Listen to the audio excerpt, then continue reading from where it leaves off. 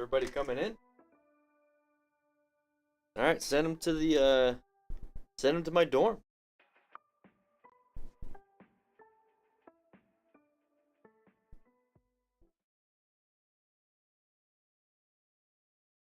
There we go. Can you guys hear me? Can you guys hear me? What is up, everybody? We're gonna just hang out in my dorm room real quick before class starts. You know, we got class in about, I don't know, 20, no, it's like 30, 37 minutes-ish. Give yourself a couple minutes here and there. One of the rookies, can you go ahead and give me another Mountain Dew? I don't know. Maybe I'll send a rookie to get something. What is up, Raining? How you doing? What is up? How you doing? Mate, you've been in the chitty chat this whole time. How you guys doing? We're just gonna hang out for a little bit. You know, we're gonna go over, let's see, that video right there pretty soon. We got a MotoMadness video. We're just gonna let everybody just come on in. Make sure you sign in. Whew. Chewing the cables. Oh, you better not be chewing the cables. Many things. Welcome. How you guys doing today? We're just gonna hang out real quick. You know, we're just hanging out before we get started. You know, I'm setting things up on these other areas over here. Let's see. Gotta get the alert box going there. Let's get the YouTube chat right there. Let's go ahead and do this. All right, that looks good. Go back to the dorm. Yeah. Boom. Here we are. Signed in. How about all y'all? Let me know if the audio sounds okay. There we go. Many things. And I get to see on the wall, you know, when I'm out here just hanging out after class, you know, if anybody becomes a member, pledges to Patreon, you know, just you know, the cool things like that. I get to see all the new rookie members popping in, you know, making sure my life is miserable with all the crayons and, you know, being eaten. You know, that's for the public, by the way, everybody.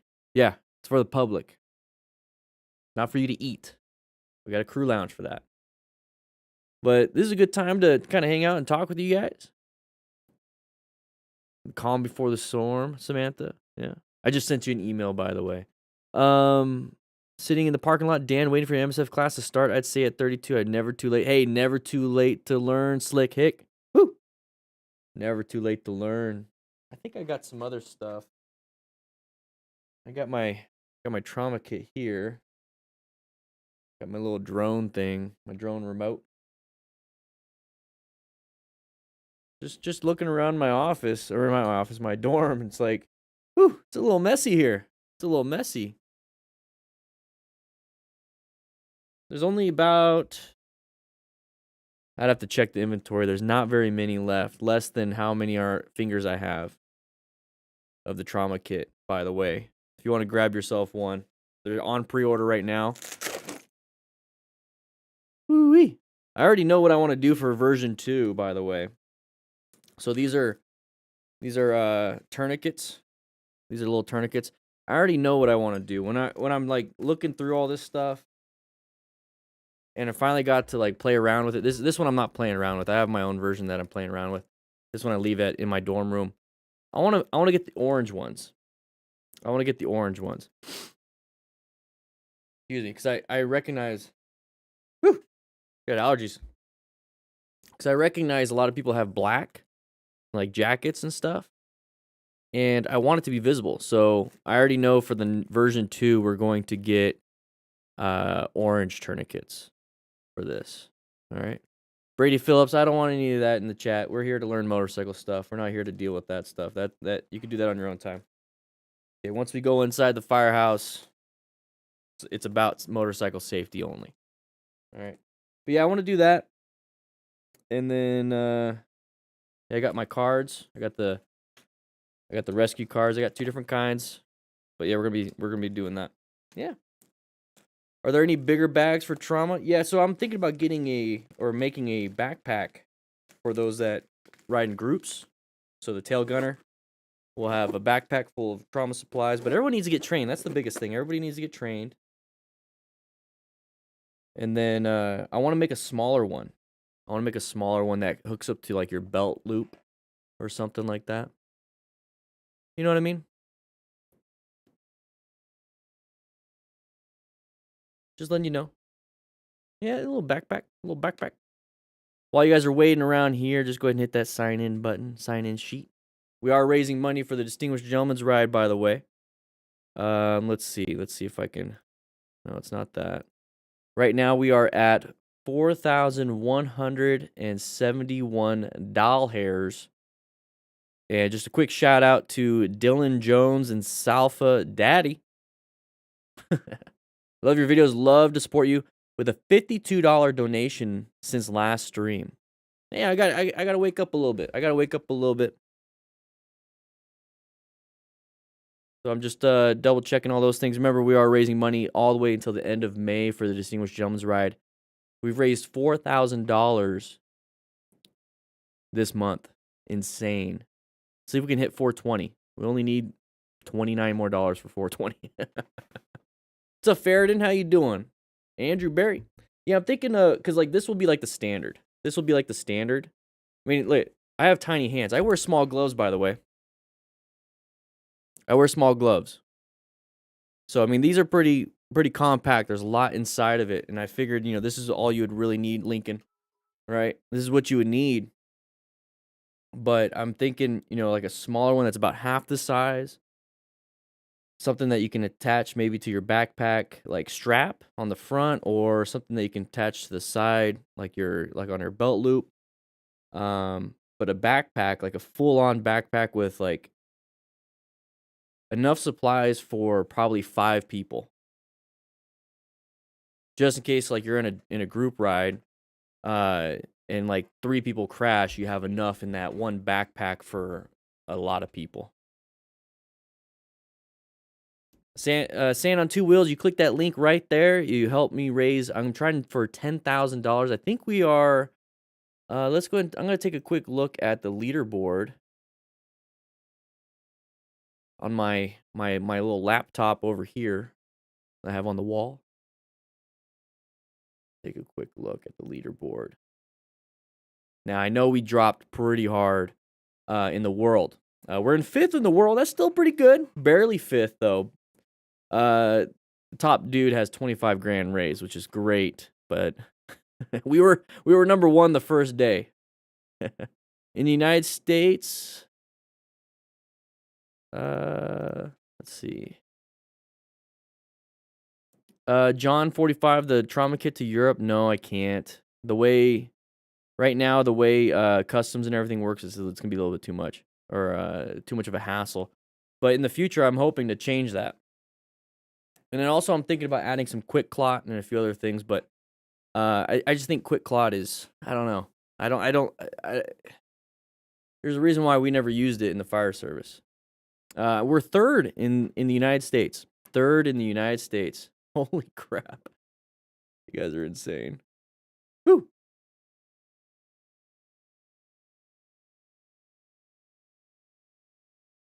From IAFF Local 3766, and I'll be giving you a shout out on my next upload of my new writing, and also Fireman with Dreams of Becoming. Hey!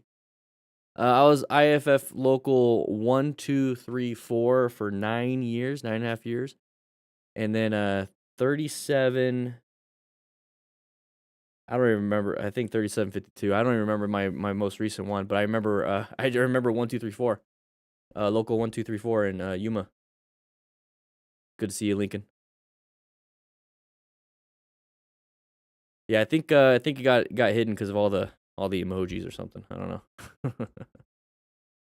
Does anyone know good trauma training companies or play? Yeah, Robot 24. We have a link in the description for accident scene management. I'm an accident scene management instructor, and we're hoping to get our own training. But there you go. That's for accident scene management. And just take the online class, because right now classes are pretty hard to get just because of COVID. I think things will be coming back. There's a local place here in Tucson that I want to hopefully collab with. Saw an amazing clip on MotoMadness. You should check out, Dan. You'd be proud. Well, we're going to be talking about MotoMadness today. Yoink, right there. Look, MotoMadness. Before you buy a bike, watch this. Hectic motorcycle crashes and fails 2021. Large titles. Had your very first noob moment today. Dropped your new bike while taking it out of the shed. 0.1 mile per hour crash. Damn. How many feet per second? Like 2? Hopefully everything's fine. Hopefully everything's fine. You brag about me at the station all the time. You know, one of the funniest things, I mean, you're a firefighter, so it's like one of the funniest things is when I got on as a probie at the new place, I already had 9.5 years on, but I already knew the whole shtick that I had to be a probie. But they wrote DanDanTheFireman on the whiteboard, like when I walked in the first day. And I'm like, oh, you guys are all fans. And then I just kept walking. I thought from what I understood, they were going to make fun of me for it. I was like, I don't give a shit. I don't care. I don't care. I mean, look what I'm doing now, right? So it's, you know, they're like, oh, DanDanTheFireman. I'm like, yeah. You guys are all fans? That's cool. I think back then I had, I want to say 10,000 subscribers. So even then it wasn't like, ooh, you know, you're a YouTuber and stuff like that. It was, well, now we're almost at, I mean, we're getting 12,000 subscribers a month. It's insane. You guys are absolutely insane. Absolutely insane. We need some music going on. Let's get some music. So let's get, it's like, what am I doing sitting here quiet? Mr. Lowe said, I'm doing this full time. Full time. Get this going. Oh, no, can't do that music. That one is copyrighted. There we go. We'll just get some lo-fi. Just some background music. Yeah, 12,000 subscribers a month. It's crazy. DD from Knowledge already helping you out. Jonathan, hey, 1.5 weeks. Take it slow still. You got a whole lifetime of riding. Don't rush it right at the beginning. I mean, how terrible would it be to rush it at the beginning? And I'm not saying that's what you're doing, but how terrible would it be to go like, you know, balls to the wall first 3 months and you crash when you could have just taken it easy for the 6 months and then have like a great foundation for the rest of your life. You know what I mean? That's how I look at it. You know, you got a whole lifetime to play around and do stuff, you know? Are you still on department? Oh, yeah, so I'm doing, Mr. Lissa, I'm doing this full time, not on the department. I have been on department since May 2018, which is insane. Next month will be 3 years, basically retired. So it's really cool to see. It's really cool to feel. I am maintaining my EMT though. I went and got my EMT recert. Where's my card? Oh, it's downstairs, or it's at the house. I must have left my wallet. At the house. My EMT recert is, I think I gotta get it. I think 2022. Yeah, so I gotta go get my recert this year. Wow, this last year went by fast. Last 2 years went by fast. Do you stay as a volunteer firefighter or completely left, Cowboy Lab? Completely left. Manuel, hey Dan, I passed the MSF course this past weekend. I was surprised they passed 2 people who dropped the bike. Yeah, you can drop the bike. You can drop the bike and still pass. As long as it's not during the test. I mean, unless they pass it. Unless they drop during the test, you can't. I think you can stall 3 times during the testing process. If you're like trying to move up in line, you stall, it doesn't count. But if you stall during the test 3 times, no. But yeah, I've had many people drop the bike during class like 3 times. They still weren't a danger to themselves. They weren't a danger to anyone else. They just literally was like a handlebars were turned and then fell over. They learned and then they did really good on the test. But whenever I get those students, or whenever I did, I also let my MSF cert lapse because I wanted to just focus on what I'm doing here, you know, with different trainings, you know, motorcycle training concepts. By the way, everybody, we have that channel. You should probably check it out. More stuff's coming up. Rainin and the crew and I were riding around this last weekend, and we got some good footage, got some good things, show you some cool things. That's not going to come out right now. It's going to come out a little bit later, but Rainin, maybe I'll share the video with you. I don't know. I'm working on some graphics and stuff first before it goes out. At least a week or 2 before it comes out. But yeah, I let it lapse so I can focus more on what I want to create. You know, I want to plan my ride. They don't talk about planning a ride in the way I do it. The color code system, patterns. Don't really talk about it too much. So I wanted to kind of, from what I understood and learned, I kind of just moved away to doing something different. And I don't want to certify people to get their endorsement. I just want to help you get ready for your endorsement. That's pretty much it. But yeah, when I was teaching at the MSF, it was great. I'd have some of those students that would, drop the bike a couple times, and I'd like, hey, you passed the test, but here's the thing, you need to go practice. You need to practice some more. You pass the test, go to the DMV, you get your endorsement. Here's the process. You do it. Just go to a third party. It's quicker, probably pay a little bit more, but yeah, you got it. But it doesn't mean you're safe. Doesn't mean you're ready. It just means you passed the test. You got a while before you truly do feel comfortable. So I'd always talk to them. What's up, 82? How you doing? I'm doing good. Whenever I get to the Firehouse, my allergies, I get congested. And I keep going like this. That's so gross. I'm sorry, guys. Yeah, I have a video on how not to drop your bike, and that's usually slow speed. But if you do drop your bike, I do have a video on how to pick it up, and that is on Motorcycle Trading Concepts. So you might want to check it out. You passed your MSF class this past week. Russell's World. How'd it go? Did what we talk about here, does it help? Let me know. Because I don't want to be telling you guys stuff that's not going to help you on your test too. I mean, I want to tell you everything that's going to get you ready for the road, but there's also that mix of what is it do I need to pass the test, and then thank you for all the road stuff, and then I can work on that. But let me know. Jim Verloop, no sound. You might want to check your mute button. Just saw King Julian rescuing a biker. You should definitely review that. Yeah, we do have. You mean this video right here? I did that last week. That video will come out. So that was Riding Smart 50. What is this? Today's 53? No, 54. Yeah. So Riding Smart 53. If you want to watch that, we talked about that live, and he was actually in the chat.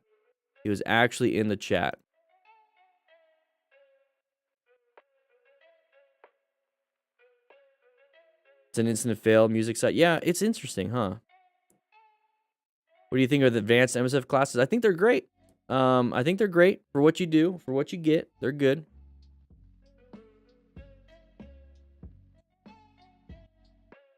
I recommend them. You're gonna learn trail braking. It's not gonna be like the same as like trail braking in terms of cornering, like sharp corners, but they're gonna get you like this awareness stage of trail braking, and then a lot more higher speed stuff, and then a little bit more difficult slow speed stuff. It is Shimizu, super easy compared to EU, and I kind of it opens up an opportunity for me, right? You almost dropped your bike because the kickstand wasn't down all the way. Ooh, yeah, I've done that before.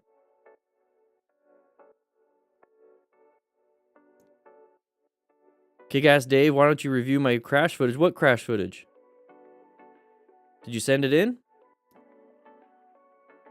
Seriously, I got like 50-something videos I have to finalize and review. I have 30 already uploaded, but those come out Fridays now. So once we get to a good flow, we might be putting more out of user-submitted, but we need to get more user-submitted videos. Dirt. Before MSF class. Woo! Shinzi, do I send a notification if your video is used? No.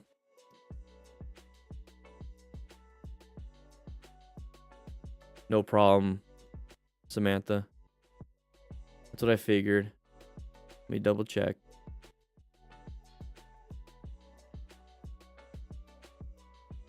Oh, we got a donation real quick. Who donated? If you donate, I'll shout you. Whoa, Peter K. Yeah.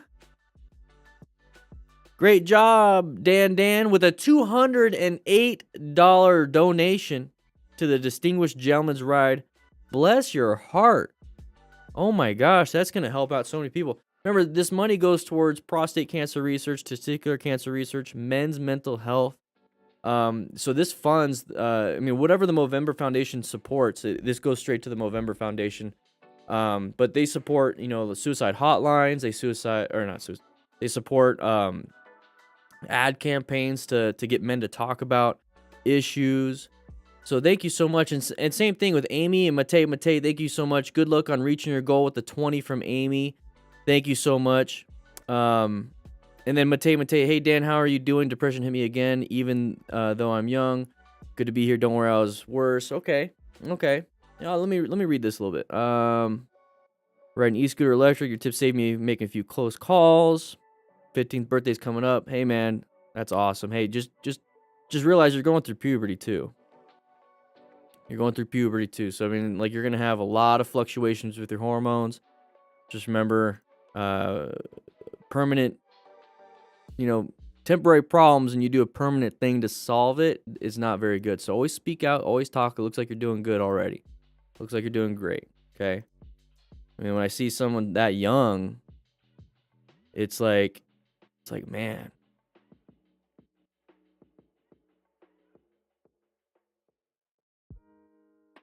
Yeah, my kids are almost 15. So we got about 10 more minutes until I got to send you all to the lobby, and then we're going to get started. Okay. Let me go back through here. So we had some donations for the Distinguished Gentleman's Ride. Once again, thank you guys so much. We are raising money for the Distinguished Gentleman's Ride. Medellin, Christian from Medellin, Colombia. Wow. It's so crazy to see how many. Where's everybody from? Like, I asked that at the beginning of most classes, but it's just insane. Because I see different names like Alex Kuznetsov. Russian? Like, I don't know. Like, you guys are all over the place. Hey there, new guy here. Found your channel a few days ago. Is it possible to ask a question about riding? I'm struggling with one thing for a while now. Anyhow, thanks for... Yeah, ask yourself. Ask the question, ubiquitous Kiwi.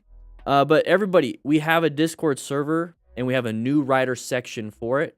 And it's literally new rider questions. So you can come in, join up. It's absolutely free. And you're going to get this community of people that are going to help out. So think of it as like, we go to class here, right? We're at the Firehouse. We have a class.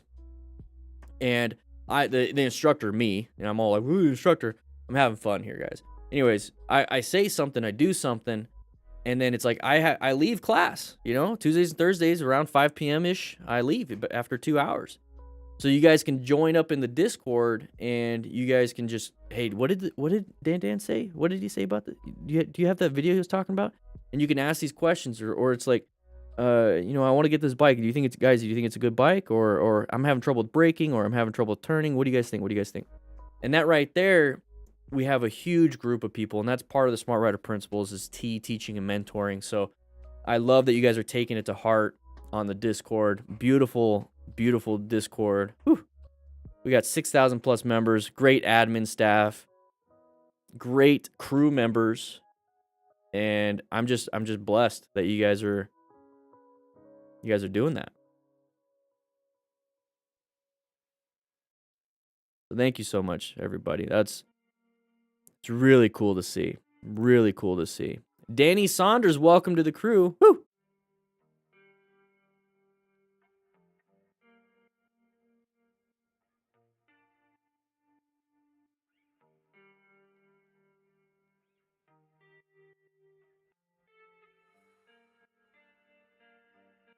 Cheers from Arizona. Yeah, cheers from Arizona here. I see somebody's from Godmaster King from Atlantis. Wow. Venezuela, but living in Santo Domingo, Dominican Republic. Woo! Costa Rica, Indiana, Paris. Wow.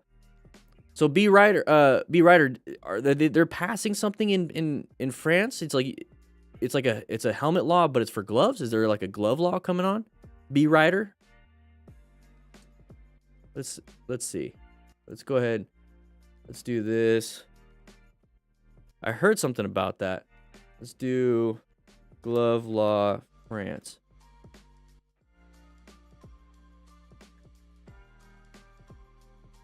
Yeah, they're having like a glove law. Go and get rid of that.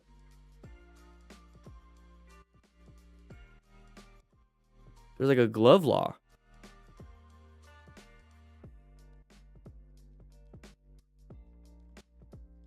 Oh, for summer 27. Am I late? I swore it was like something new.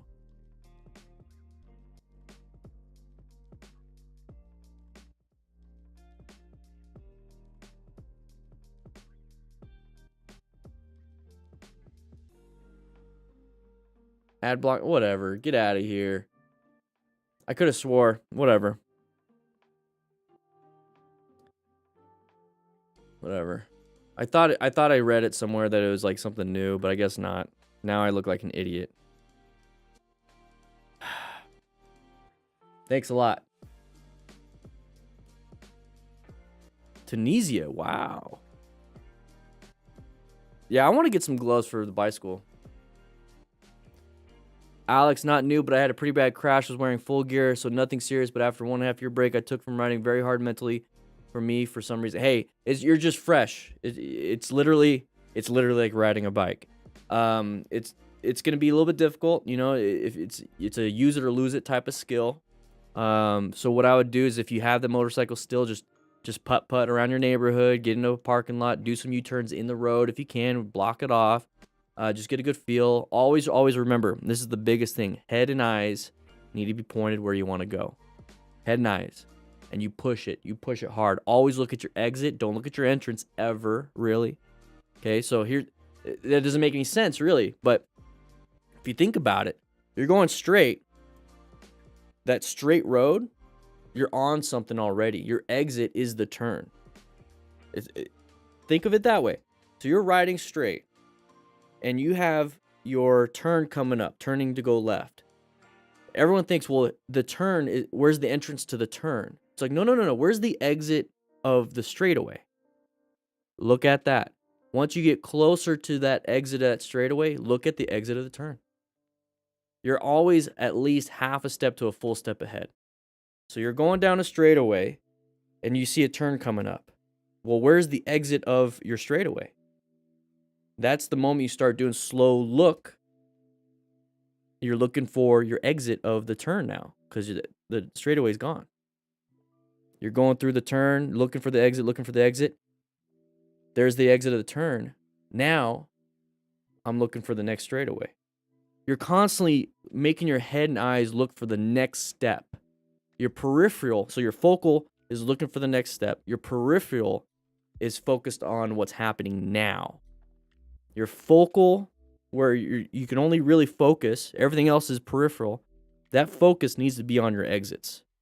Everything else that's happening in real time that's right next to you is peripheral. Think of it, it's hard, and I'm going to work on that, everybody. I'm going to work on it. But it's like that's the best thing I could think of because everyone says look for your exit or look for your entrance. It's like the moment you're staring at your entrance and you get to your entrance, now what do you look at? And that's what gets people to go super crazy wide and gets in a lot of trouble. It's like you have to play chess, not checkers here. Look for the next exit. Exit. Stop looking for entrances. Look for exits. All right, we'll talk more about that. We got about 2 minutes, 2 to 3 minutes until we have to knock you into the lobby. We're all just hanging out in my dorm room real quick. Whew.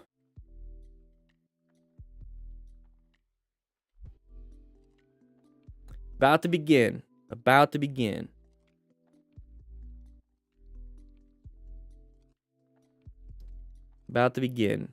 just hanging out in the dorm room before I have to put on the DanDanTheFireman. I'm Daniel right now, by the way, everybody. Before class and after class, I'm Daniel. We're just letting all the rookies eat the rest of the crayons, setting up class. That's what we're doing right now. We're just like, they're setting up class while we're hanging out. We got some regular people out in the lobby already, right? Yeah? Okay.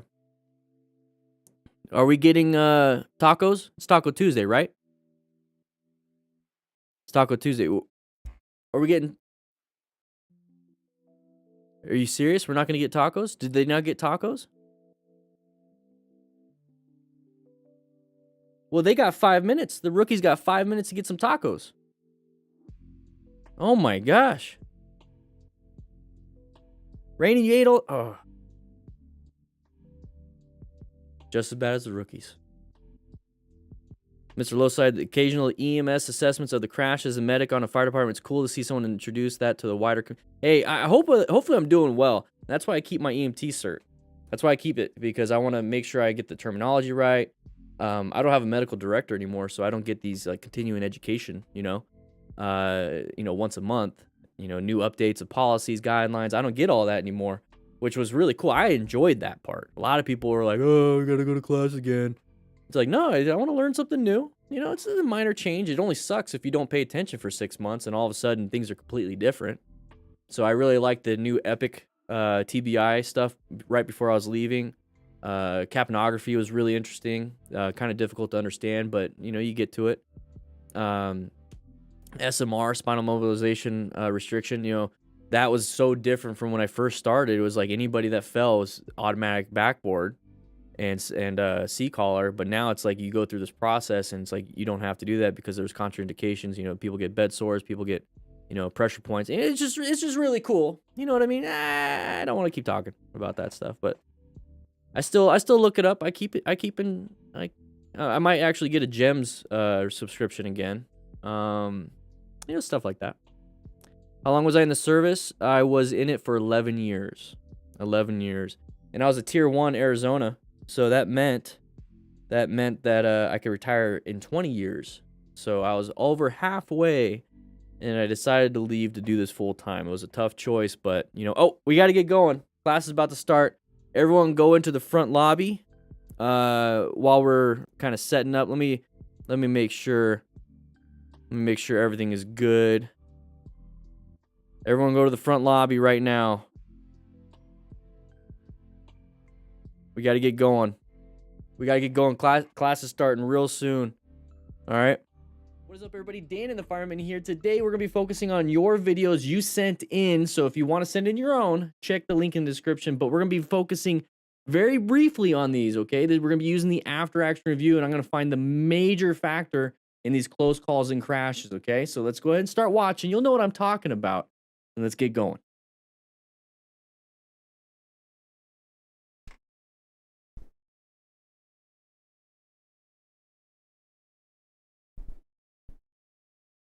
So this last video didn't have any audio. It wasn't your hearing, so hopefully I'm not blasting your ears right now. But Zupo is riding around, and here's the intersection. We're in orange stage. We need to be paying attention. Yeah. To our left, we can't see if anybody's coming. And here's the thing. Somebody did show up. So make sure you have good progressive brake pressure. Practice. And if you need to know what to do, go to Motorcycle Training Concepts. Links in the description. That is my second channel. It's where I do all on motorcycle stuff, and I do motorcycle training there. Everything here in the Firehouse is on this channel. Everything on the motorcycle outside the Firehouse is on that channel. All right? Did a good job.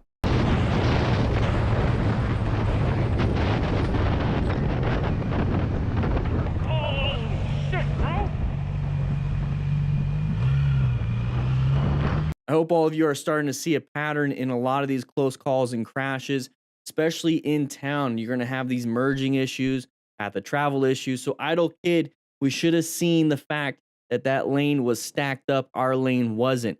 So if you guys are out there riding and you see that, be a little paranoid when it comes to that. And so you can position yourself better for safety. Plan your ride. Let me know in the comments if you start hearing my voice while you're out riding. It's kind of weird, but I've been getting some comments already. I want to just kind of double check. Does my voice sound pretty good? I don't know.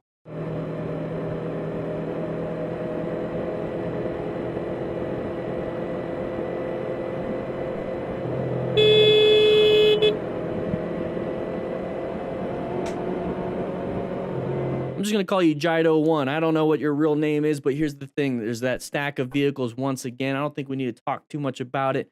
Pay a little attention to that. Don't be in people's blind spots. Remember, they can't see us because of the light. There's not enough out there. Also, inattentional blindness, motion. Like I said, we could talk all day, every day about it. But what I do is on Tuesdays and Thursdays at 3 p.m. Mountain Standard. Okay, let's just go ahead. Let's just move on. All right.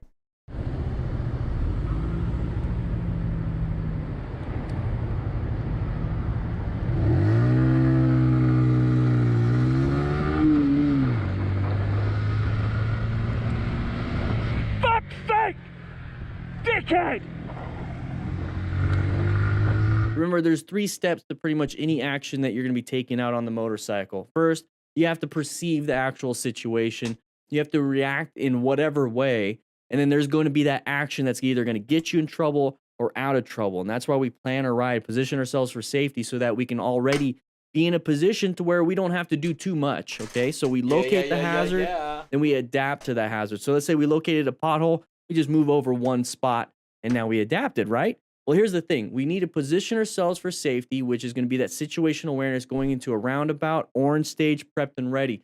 We're covering those brakes, covering that clutch. We're finding escape paths. We're looking for good line of sight. We're looking for things to jump out at us. By the way, everybody, this is what we're doing with the user-submitted videos. Now, right here, this red car jumped out in front of us. Hey, we got to navigate. So when it comes to that perception, boom, we saw it, we react, we accelerate through the escape path or swerve out of the way. And then that is our action that's going to hopefully keep us safe. So we have to be doing the right thing. So screaming at somebody, honking the horn, rev bombing, that action itself does not do any good. It's not going to get you out of danger. Make sure you go into... There we go. Maybe that's a little bit better. Yeah, these are user-submitted videos, by the way, everybody. This video has not been released.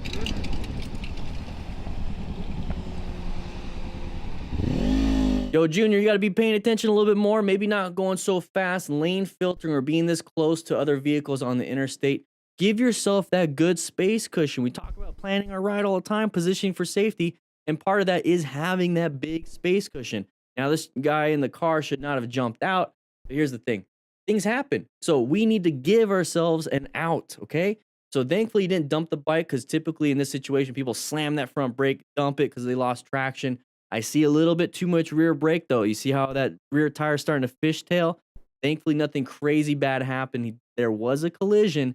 So, I mean, it could have been a lot worse, especially at these speeds. So make sure you wear gear, which we do have a link in the description for some really good beginner gear on RevZilla. It's an affiliate link. It helps with the channel. You know, check out all our sponsors.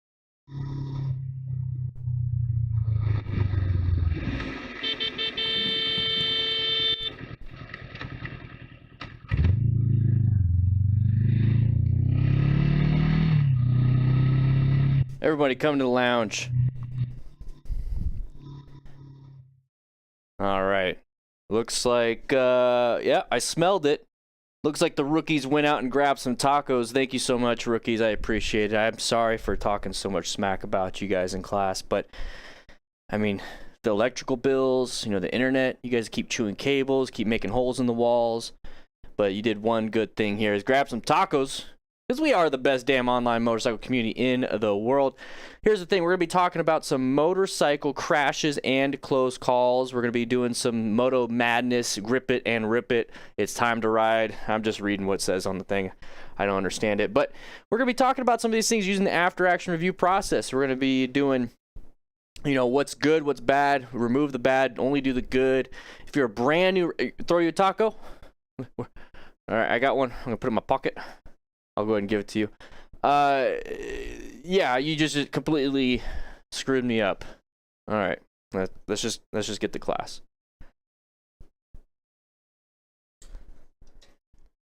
All right. Let's just get to class. Let's just do this. You guys are all screwing things up. Let me go ahead and fix this up. So welcome. If you guys are brand new to this, what we do is Tuesdays and Thursdays, we have a class. We have a nice little class. We got stuff on the walls. You know, become an official DDFM crew member by clicking that join button. You know, you get a cool shirt. Only if you buy one. But you get a beard, you get a mustache, all the cool things. You know, we're gonna go ahead and get into this pretty soon. But make sure you hit that like button to sign in too. From Sweden.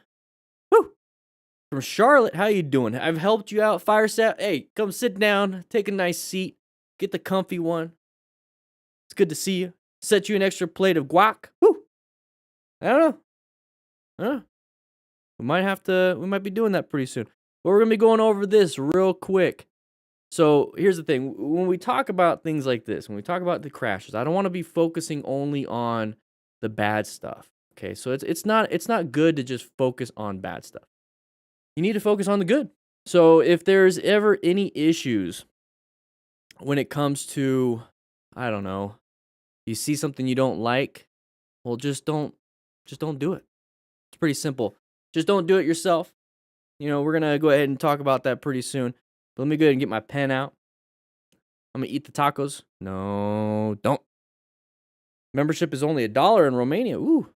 Well then, that's great. Well, if you're a rookie, become an actual crew member. We have a few veterans. Get that. We got some crumbs on the ground. Got a few veterans inside of the vehicle. Ooh. I don't know. I just want to get started. We have 159 likes. We usually start at 200. Can we just get 200 likes real quick? We got 300 people in here. All we need is like 40 more likes. If you just hit that like button, we're going to get going. Now, this is happening real quick. I have it on low latency, so as soon as I say something, you should get it within 3 seconds. So it's like live. So I made it that way so I can talk and listen and see what's happening in the chat. Whew.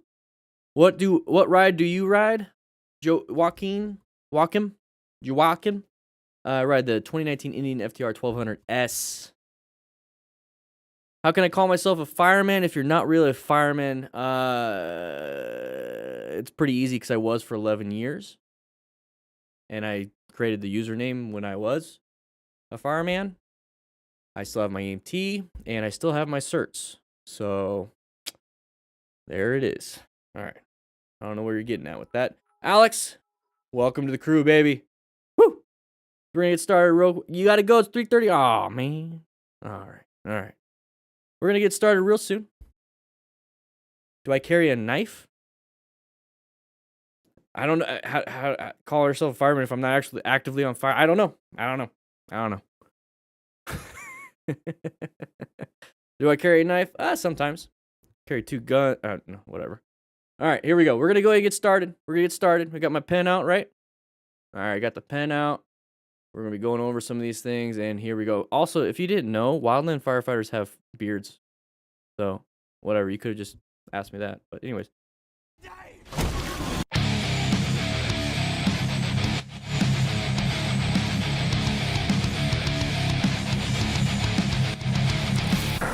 All right, here we go. We're riding.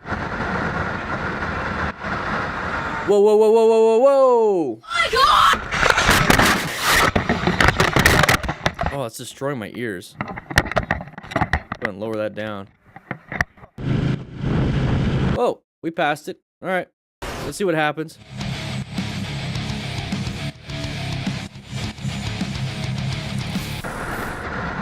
All right, so what we have here is, okay, Chabs states, so the Chabs is the person. Some guy rolled a tire from the hill into the freeway and it bounced off a semi and ended up in front of me. Fire's Avenger. Screwed that up. So somebody was rolling something down here. It's like, and why is it all messed up? There we go. So they're rolling it and they're being little turds. That's like throwing rocks or big boulders off a bridge. It's really stupid. I hope this person was able to find out whoever it was. Here's the thing: you're not going to be able to do much about this.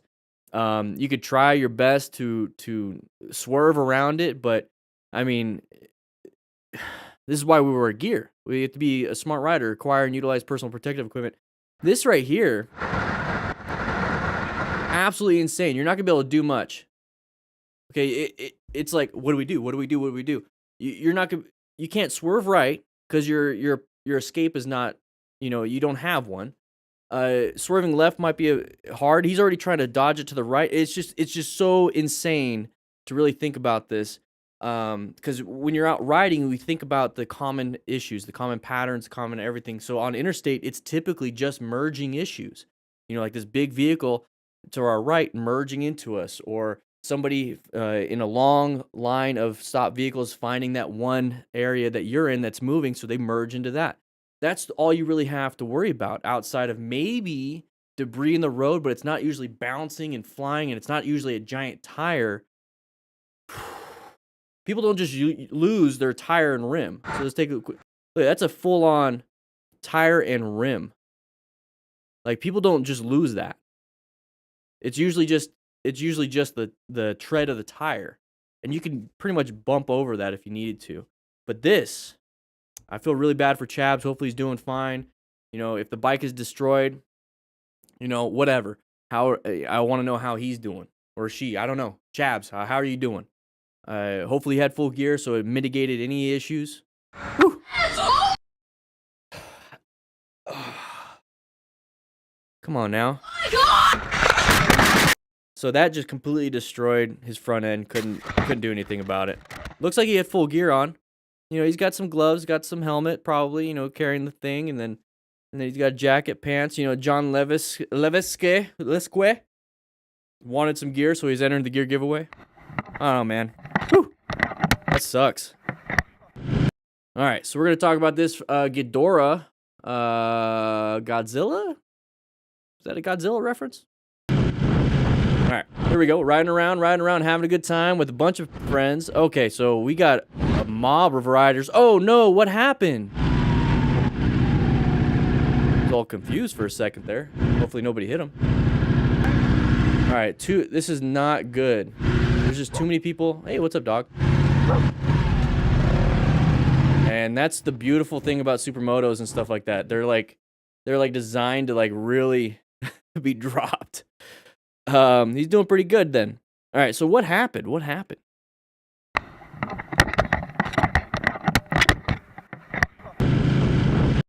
All right, so let's just take a quick look at this. Not really a good stream elements. I hid you for, yeah, you know, one sec. Next time, you know, let's put you in timeout. All right, so Mr. Eggroll, welcome to the crew, baby. Woo! And Senior Cable Guy, welcome to the crew. All right, so we got a group ride right here. So we're riding around, and it's not very, you know, well established that we have staggered, and it's just a big mob, basically. So it's really hard to figure out exactly what happened, because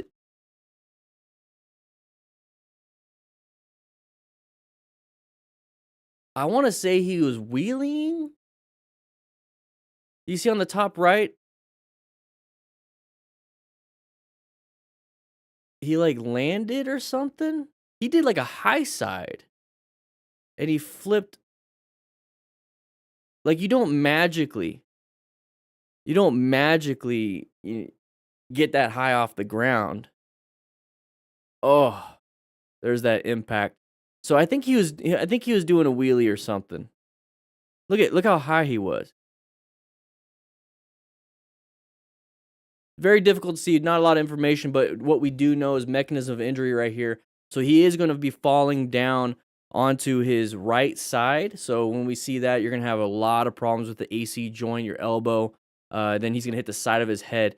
So when you think about what type of gear you possibly have when it comes to that, is that you have shoulder armor, elbow armor, and then you have a helmet. So when you hit that side, the armor inside that is hopefully going to absorb a lot of that force being transmitted to your body. So when you see something like this, you want almost all of it, if not all of the forces, to be absorbed, because if not, it's going to be transmitted to your bones, it's going to be transmitted to your brain, and that's how you get fractures, that's how you get traumatic brain injuries. And you still can get a traumatic brain injury from this. So he's going to put his hand down. So there's that impact too. That's why you need to wear gear. There's the elbow and hip. So once again, there's a lot of gear that has hip armor inserts. And then your elbow, obviously, in your hand. There's that right shoulder. And then there's that right head bouncing. So a lot of force is going into your body. How do we mitigate a lot of that stuff? And that is going to be wearing full gear. And real quick, Tommy Wazow, go ahead. You can leave. If a mod can take care of that, please. Lots of damage. Lots of damage.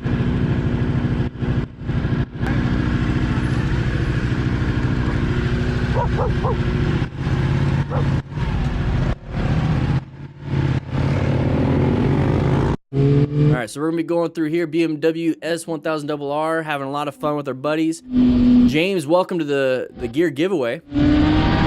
So what do you think is going to happen here? High speed cornering? Probably going to go too wide or low side. All right, we handled that one well. This is a great vision. You got good views. Oh, there it is. There's that low side. Oh, don't hit your buddy. Woo! Woo! Interesting. Interesting.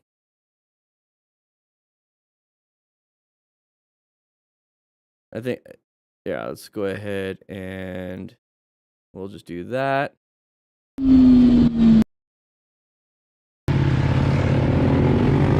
All right, so right here, what we're doing is we're riding with our buddies, we're having a good time, and we're making sure that we are kind of, spaced away. But here's the problem: we're going too fast. We're having too much of a good time. We're not focused on what it is that we need to be doing. It's just the fundamentals. I would just enjoy watching and looking at all these different things. Great view, great everything. But different people have different reasons for riding. Some people like to be road racers. Some people like to go super fast and get that feel. I mean, that's why we get a BMW S1000RR, and we're just having a great time. But the problem with this is that we're going to have possibilities of high injury. We get low side, fly off the side of this little berm, but you're still going at high speed, so lots of impacts. And we're going to go through here. Look at the road, too, by the way. It's not a very good road. You don't know what you're supposed to be doing. That says slow, so you should be slowing down. You got all these chevrons, so many different things that could be causing a crash. We have tons of factors that we're going to just come together, and there's one of them, okay? So at the very top, you're going to see, look how far he's leaning. Look how far he's leaning. Now, there's only so much tire you have. You can't lean that far. You just can't, Myron. You just can't. So when you lean that far, you start losing more and more of your tire. You're going right on the edge, and then you're getting less and less traction, but we're getting more and more speed. So this is where you need to know your fundamentals, and you could take an advanced class that will help you out with this. But with this right here, I like to focus on mainly ego, and then looking at what we're supposed to be doing. Look how far he is right before he crashes. He's basically just leaning the bike over as much as he possibly can. Okay. That's going to cause a low side when you lose all your traction. Now, I think he has moto boots, gloves, helmet. I want to say pants. I don't know if the jacket is, so we might have some impacts on those arms. But that very expensive bike, it might be a full suit, just with a jacket on top. That bike is done. That bike is probably totaled, and that's not something you want to have. You all right? All right, let's see what happens here. Group ride, cornering. Oh, whoa, whoa, whoa, whoa, whoa. Low side, is there any debris on the road? There's the scratches on the road. Not going to stop and help. All right. Remember, guys, being part of a smart rider is rescuing another rider with medical training. So we're riding through here. Now, this is not a crazy ride. Like, this is a typical turn. I'm glad nobody's hauling ass. There's pretty much side by side, a little bit of stagger here and there, but they're doing really well. But I don't know exactly what happened. I want to say front brake, because we're going around the turn. So this is the person that crashed right here. So now that you see that, let's take a quick look. So all of a sudden, that front tire loses traction, like immediately. And it's not losing traction, then sliding. It's all of a sudden riding, turning, then fell down. And you typically don't just fall down. You have good tread on those tires.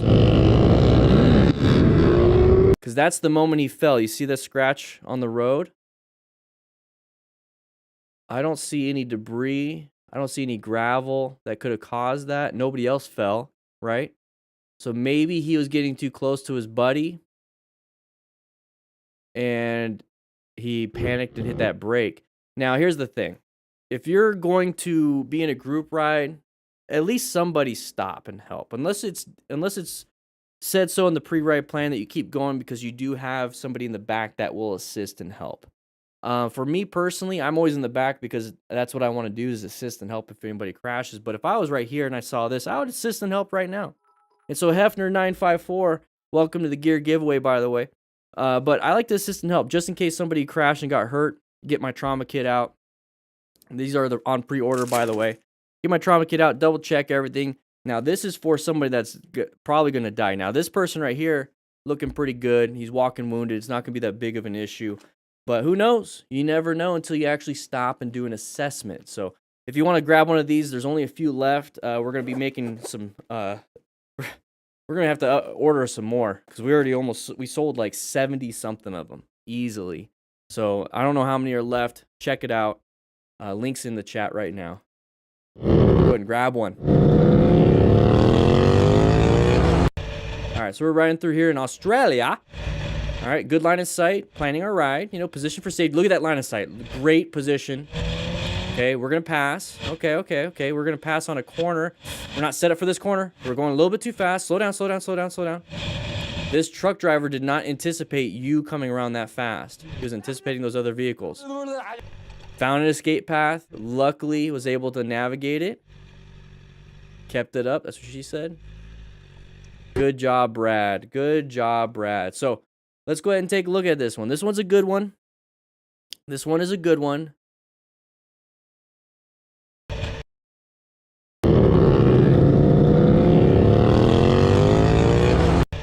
All right, here we go. So this is a good one. So this is what we're going to see. We're going to see him make a pass that was not the greatest time and greatest speed to do so. But we're going to take a quick look at the line of sight that he has. So he's planning his ride. And then we're going to look at where he found that escape path and didn't panic. Typically, people will just slam the brakes. It's like, oh, off the asphalt, I'm going to crash. I'm going to panic. So he found an escape path, did what he needed to do. Now, I made a mistake to get himself into that position. So right here, this is that line of sight I'm talking about. So if you're directly behind a vehicle, typically in lane position 2, because the vehicle takes up most of the lane. So if you're in lane position 2, typically all you see is the back of that vehicle. He's in lane position 3, so you can see pretty far. Same thing with lane position 1 for the most part. Now, the reason why he's in this position because he wants to pass him. So when you put yourself in that position, I'm going to pass, I need to see. Well, why don't you just ride normally and put yourself in a position so you can see? Don't just do it when you need to pass. Do it at all times. So he's going to get up here. He's like, okay, cool. This vehicle is going to go. I'm going to go. Here we go. Good, powerful bike. We can navigate it. Now get back into your lane. Get back into your lane and slow it down. You're already destroying the speed of everyone else here. Now, why did this vehicle come out in front of us? Side of the vehicle. Remember orange stage? We should be in orange stage anyways right here, passing a vehicle. Why did it come out? Motion-induced blindness, inattentional blindness. Can't judge your speed because all of a sudden, I'm looking left. It's like, oh, those white cars, they're going pretty, I can make it. And then I start going. Instead, it's like, oh, look at those white cars, I can make it. And then all of a sudden, this motorcycle just hauling ass coming out of nowhere. Is it really the car's fault or is it your fault? So this vehicle pulls out because made the assumption, made the judgment based off those other vehicles couldn't see you because you came out of nowhere. And this is why I say if you speed, be aware that you're putting yourself in even more danger, not just for handling the motorcycle, but other people don't know that that's what you're doing. They don't anticipate you. They are making judgments off other vehicles. They never anticipated you doing this. So that's very dangerous because people make decisions based off of their assumptions. So this person right here is turning. Now, what do we do here? This person tried to gun it. It's like, oh, crap, there's a motorcyclist. I got to hurry up. Doesn't matter. We're going to close in that gap. Now, this motorcyclist did something really good here. Found an escape path. So let's say you got here in this position and no fault of your own. You weren't speeding. Somebody pulled out in front of you. You didn't have enough total stopping distance. So what do? You swerve and you find that escape path. So let's take what's good out of this. Oh, crap, escape path. Cool. Let's see if we can stay on. If we could, stay on here. But you know what? We couldn't. So what do we do now? We find whatever we can and don't panic. Typically, people slam that front brake. You know, they're panicking. Go ahead and lift your butt up a little bit because that back end's going to start bucking like a Bronco. We have 430 people in here, but only 245 likes. Make sure you hit that like button to sign into class today. So we're going to be going here, and he's not panicking. He's just rolling off the throttle, and he's allowing the bike to slow down naturally.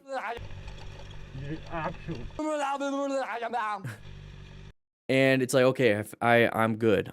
Now, that's going to be a huge learning lesson for this motorcycle rider. And I want it to be a huge learning lesson for all of us here. So that's the whole point of this class, everybody, is to make sure that we learn from other people's mistakes and other people's triumphs. This was a good escape path.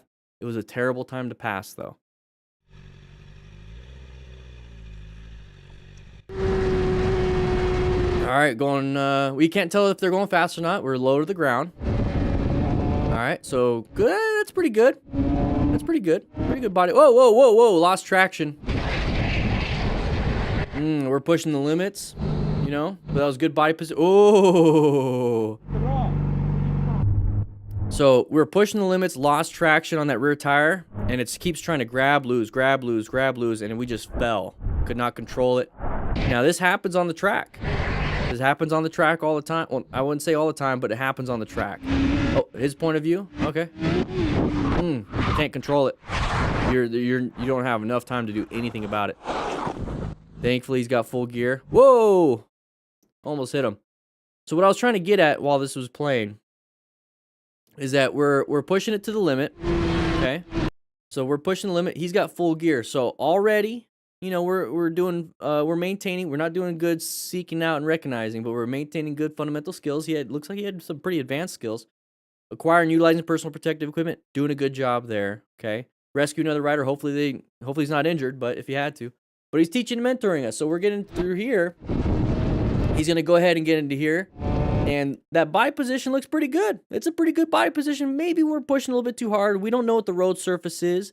You know, this is a public road, so, you know, there could be a lot of debris. There could be gravel. There could be just, look at the discoloration, so there's repair work. We don't know while we're going through here. We don't know. So on a track, it's a closed circuit. You can go the first couple times and get a feel for the circuit and get a feel for the track, and then you can push your limits if you want based off of what your tires and your capabilities are. But here we have no clue. So if anything happens, and we're pushing our limits here, anything happens, any other factor out of our control happens, we're screwed. And that's kind of what happened here. So typically, he might be able to make that turn pretty well, but maybe he went a little bit too wide. There's a little bit of gravel. Took a little bit too much traction away from him. Now, we're going freaking crazy. Now, if this happened on a track, let's say there was some gravel. Okay, cool. There's some gravel on a track, and this happens. Okay, now we don't have to worry on a track at all about cars coming. But out here, if all this craziness happens, now we got cars coming. Uh-oh. Easily could die. Thankfully, the car was coming a couple seconds late. So right here, there's a car way up here.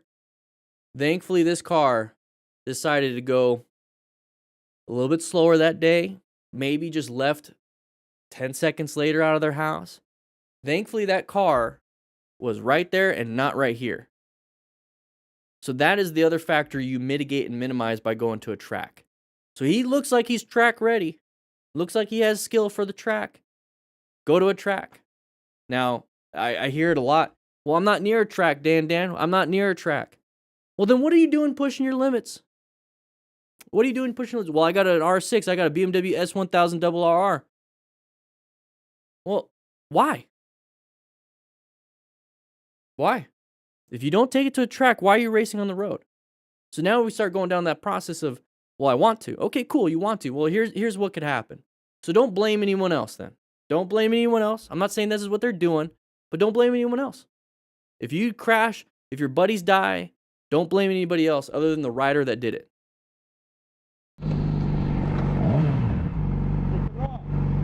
Get the bike that you want to use. Get the bike that's meant for what it's supposed to be. These race-ready bikes, take it to a track. Why are you buying a BMW S1000RR and you're not going to a track? What's the point of a race-ready bike if you're not going to race? It's literally like me buying a race car and be like, or a drag car and never drag racing outside of going on the street and possibly getting killed. You know, I just don't get it. Maybe that's just the problem that I have. I just don't get it. All right, lane filtering. Okay, turning right. Whoa! Line of sight. Impatience. What was wrong staying where you were? Ooh, that impact to the right hand. So his fingers, you get that skier's thumb. So the skier's thumb, you can easily do that. Break your thumbs. Break the ligaments attached. Блок не заметил. We are raising money for the Distinguished Gentleman's Ride all of May. Let's go ahead and pause that real quick because we have Casey Porter and Mitchell Lawrence donating. Woo! Thank you so much for the donations. Appreciate it. For a good cause. All right, so we're riding right here. Why don't we just stay here?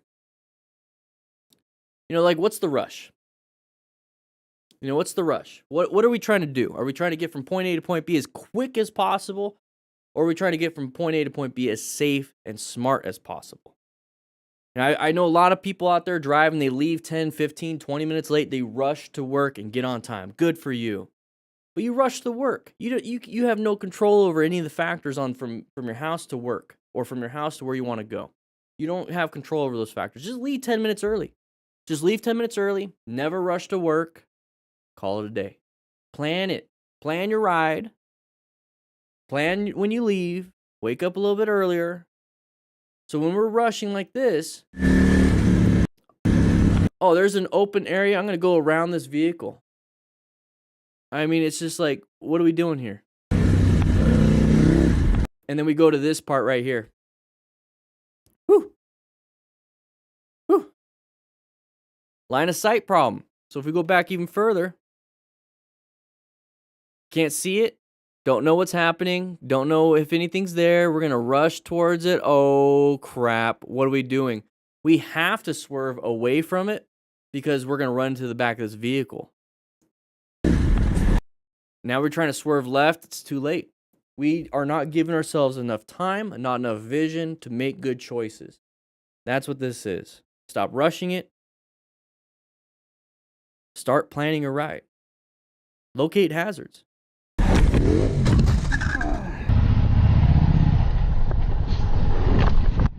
Got a bunch of trolls in here.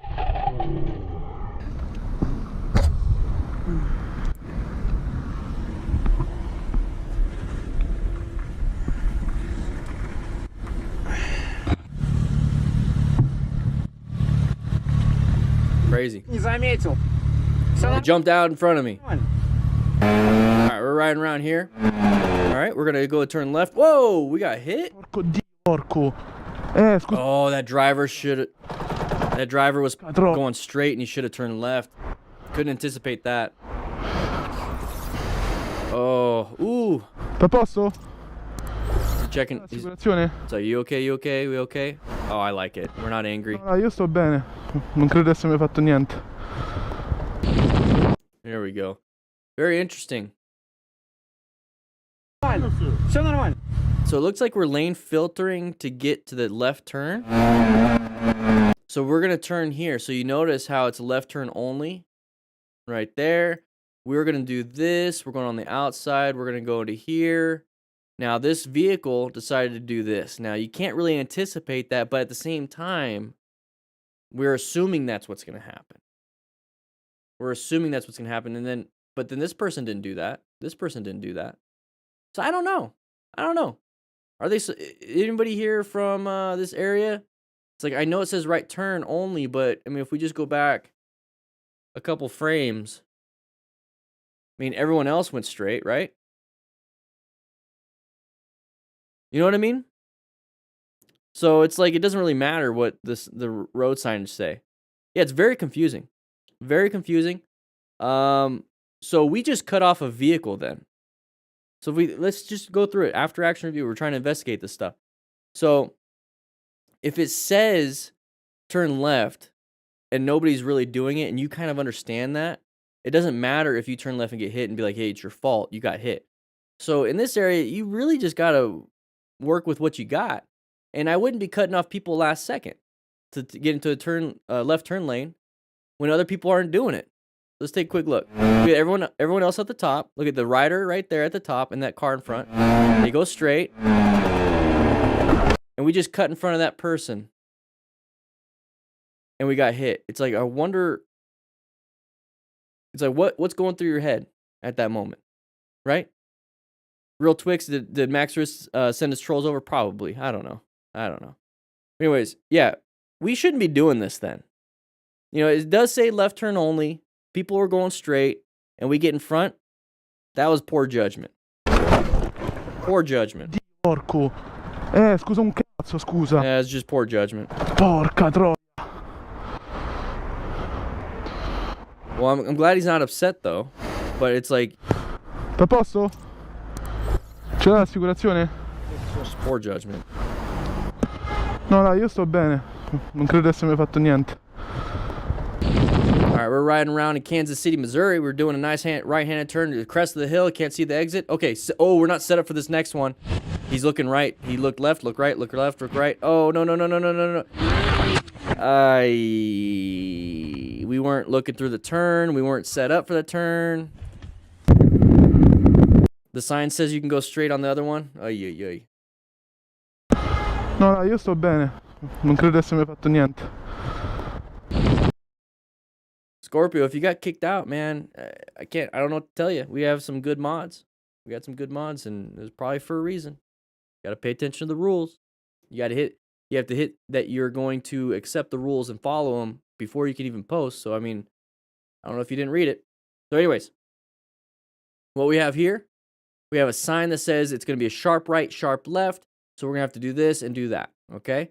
So, the problem is if we mess up this part of the turn, that first part, we're not going to be prepped for this part of the turn. Okay, so that's going to be the problem. So how can you practice that without having to go through turns? You can understand the concept with a straight line weave. Now, we have that on motorcycle training concepts. So what happens if you go too fast on the first cone, you're going to go wide on the second cone, go wider on the third cone, possibly not even make the fourth cone. So you have to pay attention on the first turn, and you have to set yourself up for success on the second turn, knowing full well that it is coming up.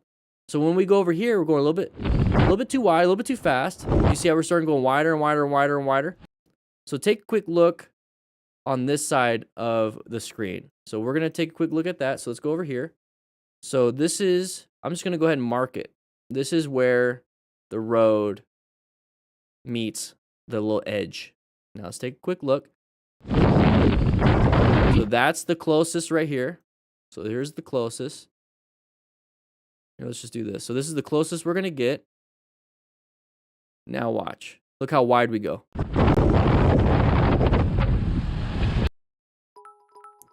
Kevin Ganser, that's how wide we went. We went super wide. So that means we're not set up.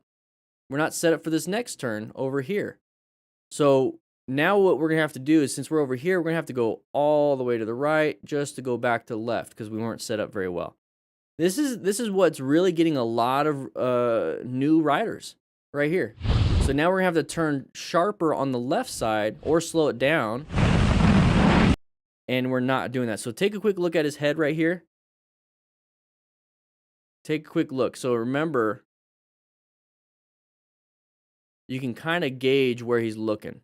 You can kind of gauge where he's looking. He's looking left, now he's looking right. And we're looking towards the outside, and we're going to fall down.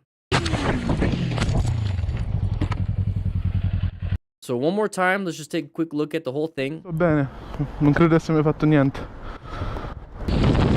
So if we're going to go wide on the first one, we're going to go definitely wide on the second one if we do not modulate our speed or if we don't prep ourselves a little bit better. So we're going to go wide on the first one. Now, if there was any cars coming, we would have gotten hit. So now if we go wide on this one, the only thing on the right side is the grass, not an extra piece of road. So this is just bad cornering, and we went a little bit wide. This is why you need to pay attention to your fundamental skills: slow look, press and roll, vision. Look at your exits versus just staring at where's the best apex. I got to hit the apex. The apex, all that means is the moment you're closest to the inside of the corner. That could be at the beginning, middle, or end of your cornering. Early apex, late apex, normal apex. I just like to cruise and go nice and easy and slow it down if it feels like it's going to be difficult. Simple as that. I don't want to go off the road. I don't care to look cool. I don't care to do some badass shit on the road. I don't care. All I care is I keep going on the road. I don't crash. That's what I care about. So make sure you guys are modulating your speed, doing slow look, press and roll, not hauling ass around corners, especially if there's 2 or 3 corners lined up. If you screw up the first one, just realize, hey, I screwed up the first one. I need to slow it down before the second one. Don't keep going. So think about this. If you screw up the first one, you're like, oh crap, I screwed that up. Don't keep hauling ass or maintaining speed for the second one. Slow it down so you can reset yourself. Think of it like tennis. You do a nice forehand all the way on the right side of the court. You got to run back to the middle and prep yourself for the next ball that's going to be hit at you. I don't know why I use tennis metaphors, but here's the thing. You got to keep doing that. You go around one turn, set yourself up for the next. Go around this turn, set yourself up for the next. It's not just a constant, I'll just make it, okay? Anyways, whew.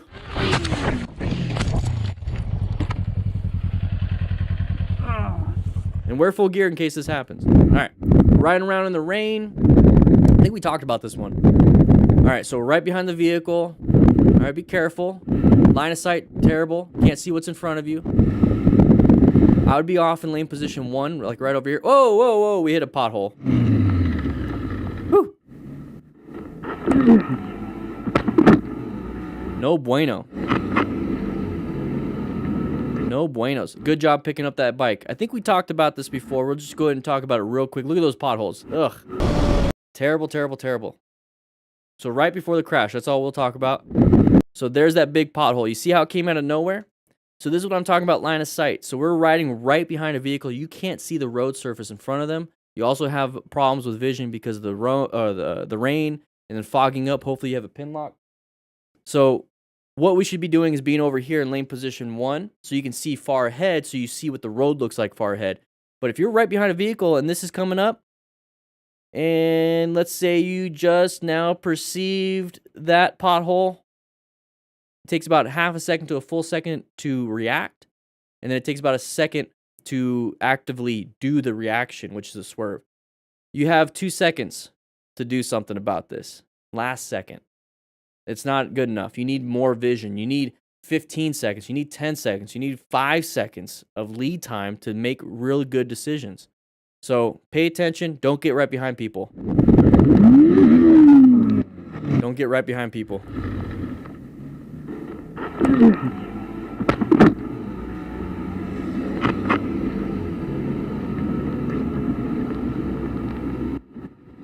Whew.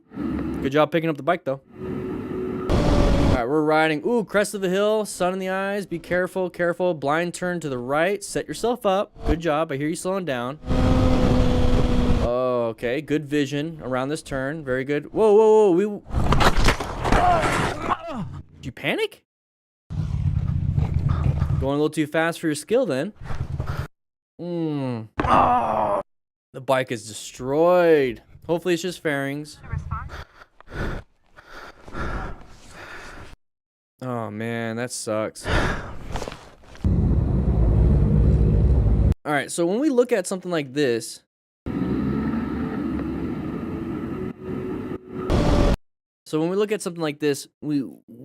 if we have more skill than what's being portrayed on this, then we're like, well, what happened? What happened? You know, that was easy. He was out of the turn. He could have easily just done the turn. The problem with that is we don't know his skill level or her skill level. We don't know this rider's skill level. And since we don't know the skill level, we think that we can handle this, therefore everyone should handle this. No, that's not how it works. You have to be able to do what you can do with your own skill level. That's why when you're out in a group ride, you ride to the lowest level of whoever it is, you know, the least experienced. And then also why I always tell you to ride your own ride. So maybe we're just trying to show off. Maybe there's people behind us because there was people behind us. Maybe we're trying to lead the pack in this fast mode.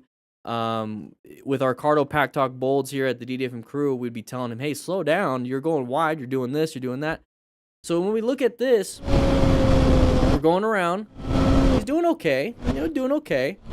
Nice, easy turn. Good body positioning. But then here, it's like, what happened? I don't think we hit anything. I mean, there's something in the road right there, but I don't think we hit anything. It's probably just leaves. But we have a nice long arch of a road. I don't know, Kevin, I don't know if he hit a rock. Let's go and see if there's a bump.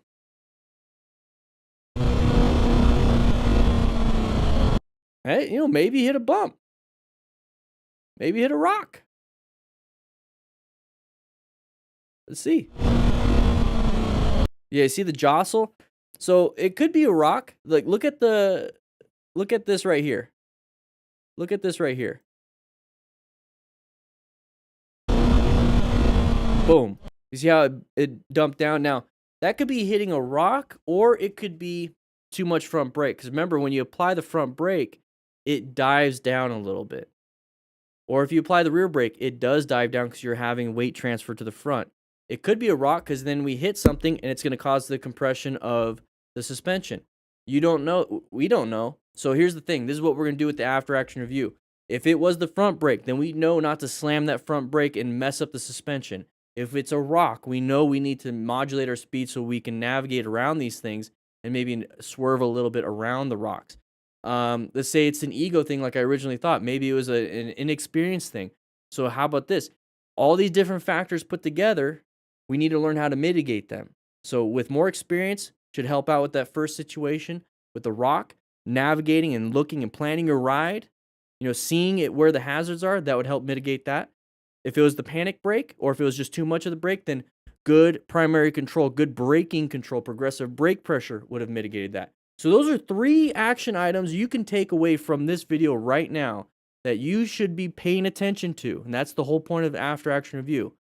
Braking, you need to see where you're going, and then you need to start developing your experience. And don't do it too crazily. That's what I love about after action reviews. Because if you don't, any of those factors could have done something like this. Maybe all 3. Maybe all 3 did it. He panic braked, hit a rock, and he's inexperienced. You never know. But this is where we get so much good information to practice and train. Let's get 400 likes, everybody. Woo! All right, here we go. We're riding around. We're stopped. Okay, whoa, everyone's going to run it. And... Like Dumb and Dumber, it's like, what's going on here? What the heck? Depois segue lá, ó. Borracha da TJ. We're gonna help? The dude's still on the ground? Alright. Okay, we're not gonna help. Okay. Okay. Alright. Very interesting choice. Let's take a quick look. We're not going to spend too much time on this one. This one's pretty easy. Now, here's the thing. You should be using a rock form mount with the link in the description for 25% off. This is a RAM mount, but whatever. I mean, it's like, come on now. Look at rock form. That's my daughter on the screen right there. Oh, it's magnetic. Magnetic. That's cool, huh? Anyways, that's what I love mine. I use it for GPS and all that stuff. But yeah, we're going over here. It's like, oh crap, I made a mistake. I'm gonna turn left. Oh no, there's somebody there. That person's going straight. It does say no left turns right there. A little interesting. And we collide. Now it's not always not always car drivers. It's motorcyclists too. And we got bumped.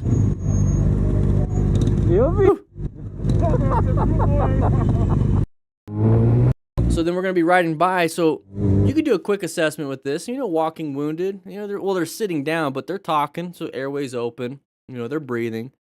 You don't know if there's any major bleeds. They're not squirting anywhere, so that's perfectly fine, I guess. I would still pull over and just do a quick, hey, you good? You good? Okay, cool. And then I take off. That's pretty much what I would do. It seems like it's a non-issue at this point. Now, if you see like an arm, obviously, uncommon thing in a common situation. If you see an arm bent the wrong way, you should probably help out a little bit, just a little bit. Both running the red light.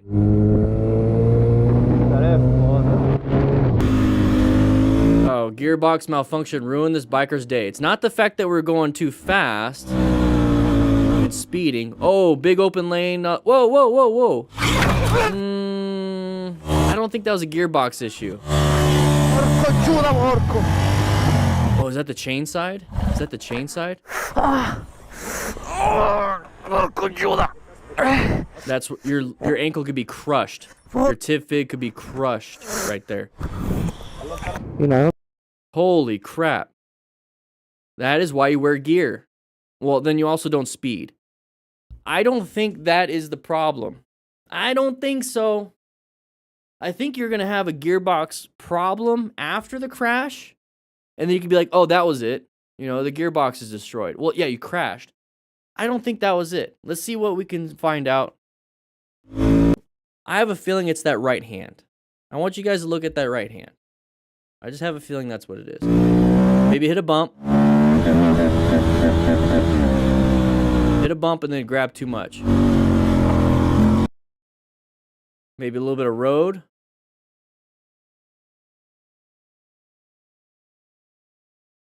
Hit a bump. Lost a little bit of that front end. So maybe not a gearbox. Maybe a suspension. Maybe our front suspension's been leaking oil for a little bit. Maybe we don't have any oil in it. Maybe the springs are all messed up. Okay, maybe that. So we did this, and then there's the hand again. And are we going to squeeze?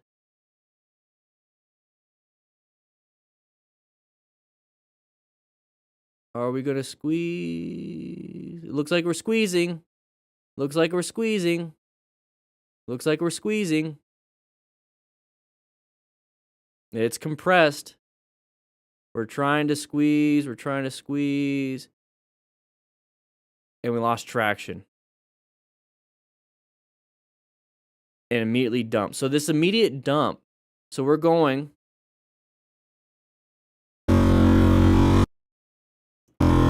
Hit the bump. We're trying to control it by applying the brakes. And we dump the bike. So what do you think the problem is? So we're going too fast. We hit some bumps. Our suspension can't keep up with it. Maybe the suspension is damaged. Maybe the suspension's not in top shape. Remember what happens when we hit a bump. So you hit a bump, the goal of the suspension is to keep the tire on the ground all the time. The goal is to keep the tire in contact with the ground. So if you hit a bump and it takes forever, because it's going to compress the suspension, and it takes forever to get back to the ground, you're going to have a lack of traction for that amount of time. If it hits a bump, bottoms out, and you bounce up, it's going to cause way too much jostling of the front handlebars, and you could possibly damage yourself by falling down. So the suspension is a huge, huge, huge, huge thing when it comes to making sure that you're safe. We could talk about dampening. We could talk about all that stuff. Basically, what you're trying to do is have a suspension, work with what you have at your speed or with the bumps on the road, depending on what you're doing. You know, it's also cornering and everything else. But if we're hauling ass, and we're constantly hitting bumps and damaging, it's going to fail at some point. So speed is definitely a factor in this. Might have been cumulative all the way up to this point, and then this is the one time it actually caught up to him. Look how fast we're going. Take a look at it. Take a look at the right hand. Look at that right hand. Now this says, I'm going to say kilometers an hour. So it's 20, 40, 60, 80, 100. 100 kilometers an hour in a downtown type area. That's pretty dang fast. And we're going faster pretty soon. Hey, we're kind of redlining it, buddy. Look what we're doing here. Guys, when I see stuff like this, I think the suspension's probably screwed up. Tires are probably screwed up. We don't have gear. I have a feeling that this bike isn't well kept. It's going to fail at some point.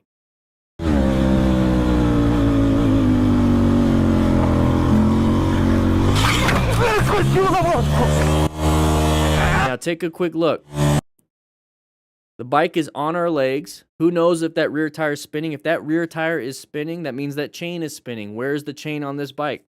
Is it on the left side? Well, it's right on your ankle. That chain is ripping flesh. The chain is ripping your jeans. This is why you wear full gear. This is why I wear, personally, this part right here is why I wear mid-calf boots.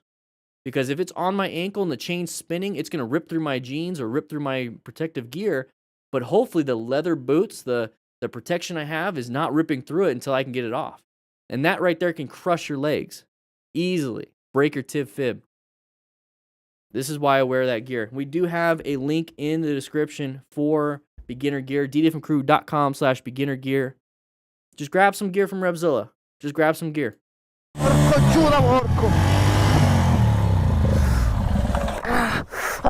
And you can't get it off.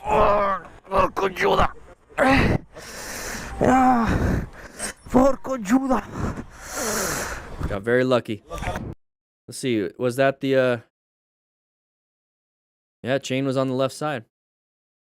Even so, if it fell on the right side, you're getting burnt by this exhaust and the rotors.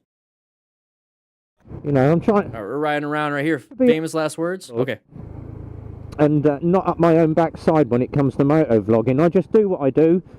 Reason being, I love my job. That is the simple, easy thing to say. I absolutely love what I do. Good. And it's thanks to all you guys that just keep me going and make me want to do more. Yes, I do have my down days when I think, oh God, ah,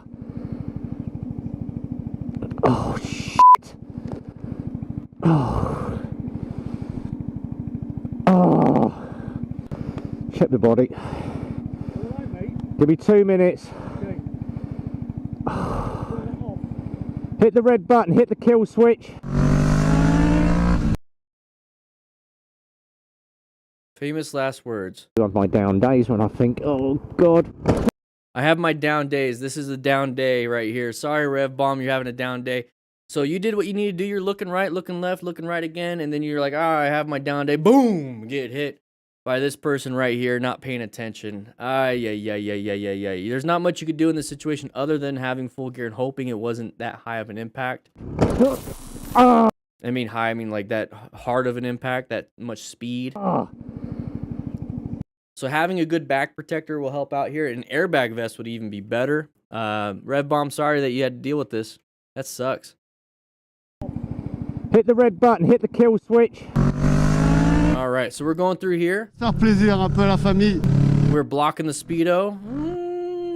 It's telling me something. That's telling me something. All right, we're riding with our buddies. Okay, we're catching up to this dude real quick. He's crossed up pretty hard. Why are we in the wrong side?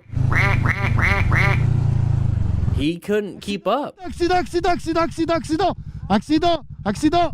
Maybe they have a Cardo Pack Talk and they're able to talk to each other.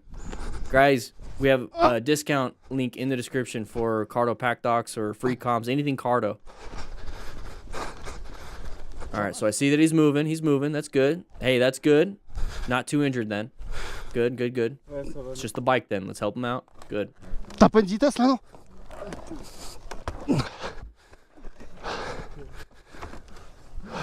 This is why, and we already talked about King Julian Moto, but we'll just kind of, we already talked about it. Hit the red We button. have a backup video. All right, so we're riding around with a group. Now, this is one of those things you got to be paying attention to. Remember, ride your own ride. So we have this person right here that's going to crash. He passed everybody up. Do you think ego, maybe? What do you think? Ego? Class, what do you think? I think it might be a little bit of ego, maybe trying to show off in front of friends, you know, just trying to, what do you think? So he's going to, you didn't see that. You didn't see what else he did. You know, we're stuck behind the white vehicle. So is there a white vehicle up ahead? Yes, there is a white vehicle up ahead. So it looks like possibly this motorcycle rider went around the white vehicle. There's that white vehicle right there. So we kind of got stuck behind him, but it seems like everyone's just trying to find positions. You can't be doing that. So we got stuck. Okay, so now we're passing. We're all passing. So he's getting himself, okay, it's a straightaway, doing pretty good, slowing down. So he's slowing down pretty good. And for us, we're catching up pretty quick. We're like right on his butt. Maybe he's like, I see the dude in my rear view mirror or my side mirrors. I got to speed up. And this is where you start to push people that don't have a lot of experience or riding experience to their limits and then past their limits. So when I see stuff like this, when I see group rides like this, it's like you guys are not helping out these newer riders. If you're going to be doing stuff like this, have a dedicated, 2, 3, 4, 5 people max or whatever it is that you guys go out and do crazy stuff. Don't invite new people. If you are going to invite new people, get a good idea of what they can and cannot do. Do not push yourselves. You wait until you see what they can do, and then they pretty much have to earn their way, So we're going to get up to here. He's not truly okay with this. We had to slow down, but we started going wide because we're getting too close to this person, and that's dangerous for us if we're this rider with the camera. So now we're in head-on collision type traffic. Bad situation for all of us. This should be that warning sign that this is a brand new rider. Or just somebody that can't handle these turns that well. So we shouldn't be pushing them. Now he's like, whoa. he's probably looking in his mirror like, what are you doing? So everyone's just so confused. Everyone's not doing what they're supposed to be doing. They're not focused on what they should be doing. It's confusing to you, but hey, it's probably confusing to him that you're right there too. So you have to think of the big picture, not just what you witness. You have to think of everybody's perspective on this. And he's like, oh crap, oh crap, oh crap. And you saw the front end kind of dive down right here, and he applied the brakes as hard as he could. Probably he's like, what the heck is this guy doing on my left? Is he going to pass me? He's going to hit me. Oh no, oh crap, I got to stop here. You see how it's just big confusion. It's not a good situation. Accident, accident, accident, accident, accident, accident, accident, accident. That sucks. Because we're having your trauma kit is good, just in case. Glad he didn't have to do anything. Ça va, c'est pas très grave, les gars. Fire Avenger. Fire's Avenger, thank you for what you do. You've kept me safe with a $20 donation to the Distinguished Gentleman's Ride through the link. Thank you so much. Raising money all May. All right, so whoever's editing this, either me or Renzi or anybody else, we could skip this whole part. But let's just kind of walk through it real quick because we've already done this on Thursday's live stream. King Julian Moto was actually in the chat. Okay. So there's something to see after all. Oh, what the? No way, what happened here? What is that? Is that a bike? I sure as hell will not. I hope not.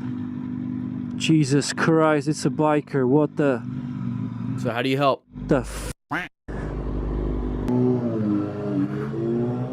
So how do you help? Good job. Get yourself in a better position. See if you can assist if you can. Bikers on the ground, not good.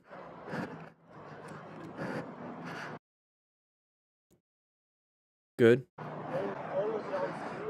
Nehyb sa.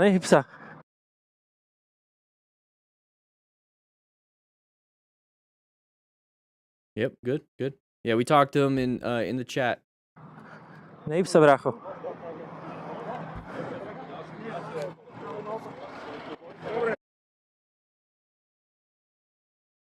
Good job.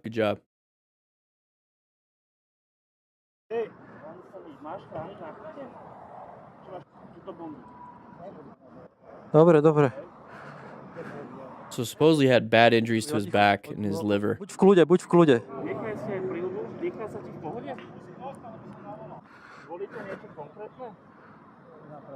His right side, so he had broken ribs on his right. Chrbát. Dobre. Jo, nehyb sa.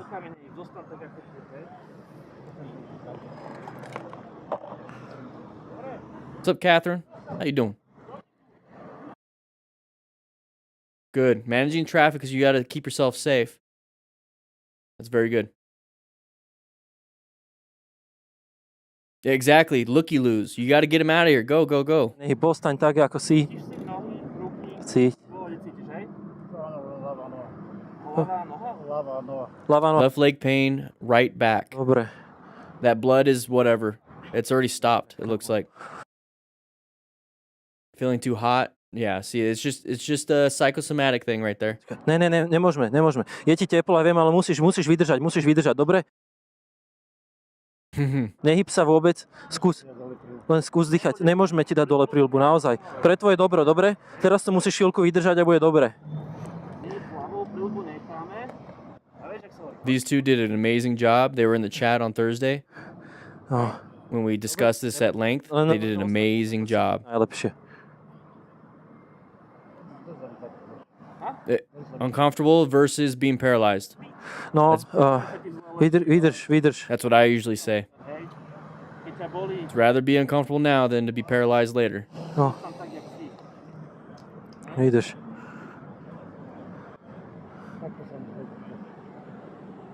Zle sa ti dýcha? Now, one thing you can do is maybe loosen the strap. Okay. And then unzip the jacket. That's perfectly fine, but do not take the helmet off. Môžeme ti len podložiť hlavu, Max. The problem with taking the helmet off is you're moving the cervical spine, so just undoing the strap is fine. But trying to take it off, you're like moving the head. That's the only real problem. Áno, áno, nehybeme.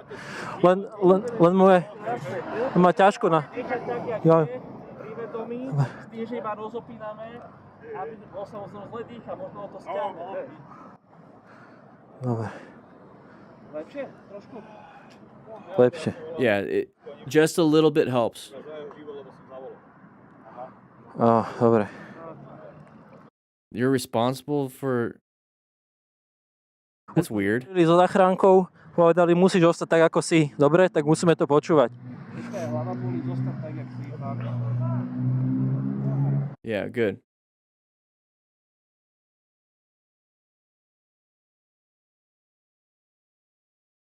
Yep. So the name and age can be a problem though, because you don't know the answer. Yeah, you don't know the answer. So how can you quantify it? Vieš, aký je deň dneska? That one right there, what day it is good, because you should know that one. Aký je deň? Dobre, dobre. So name and age, that's a hard one to do unless you have his driver's license. Čau. Ja som... A toto je Mikey. Still don't touch Monty with the red pull tabs. You just leave it. If he's breathing, you leave it. If he's not breathing, take that helmet off as gently as possible and breathe for the patient if you can. That's only for a full face. Oni prídu za chvíľočku, dobre, musíš vydržať, dýchaj, snaž sa dýchať a oni prídu za chvíľočku, potom ti dajú dole aj bundu, aj príľbu, aj všetko, ťa uvoľnia, ale my nemôžeme robiť teraz nič, musíš vydržať, dobre? This is why... Koľko už jazdíš? This is why you have a trauma kit. Right here. Aha. A už si mal niekedy predtým nejaké takéto? No, dobre. Všetko je raz prvýkrát, ale dobre bude. Už je záchranka na ceste. Good. That's trending. You say Friday? Is it Friday? Oh. Traumatic brain. He's thinking. Yep. So he's got a concussion. Yep. Ako sa voláš, kamo? OK.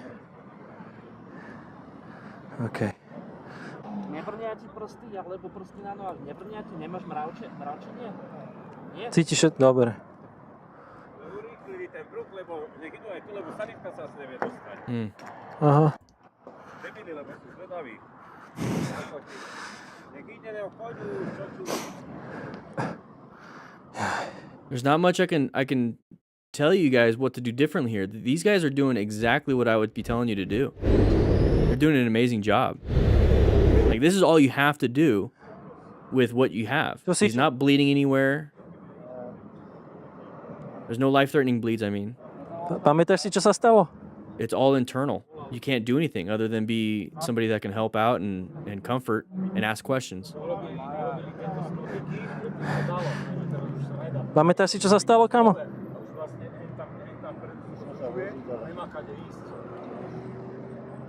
Maybe there's blood on his lips. That's from the impact of the helmet. That's why it's blurred. Or they're trying to blur the face. Vidíš? Dobre, vidíš? Koľko prstov vidíš? Dobre. Vieš, aký je deň, kamo? So once again asking. He's still having trouble. Ako sa voláš? OK. Dobre. Dýchaj, rozprávaj s nami. Ako?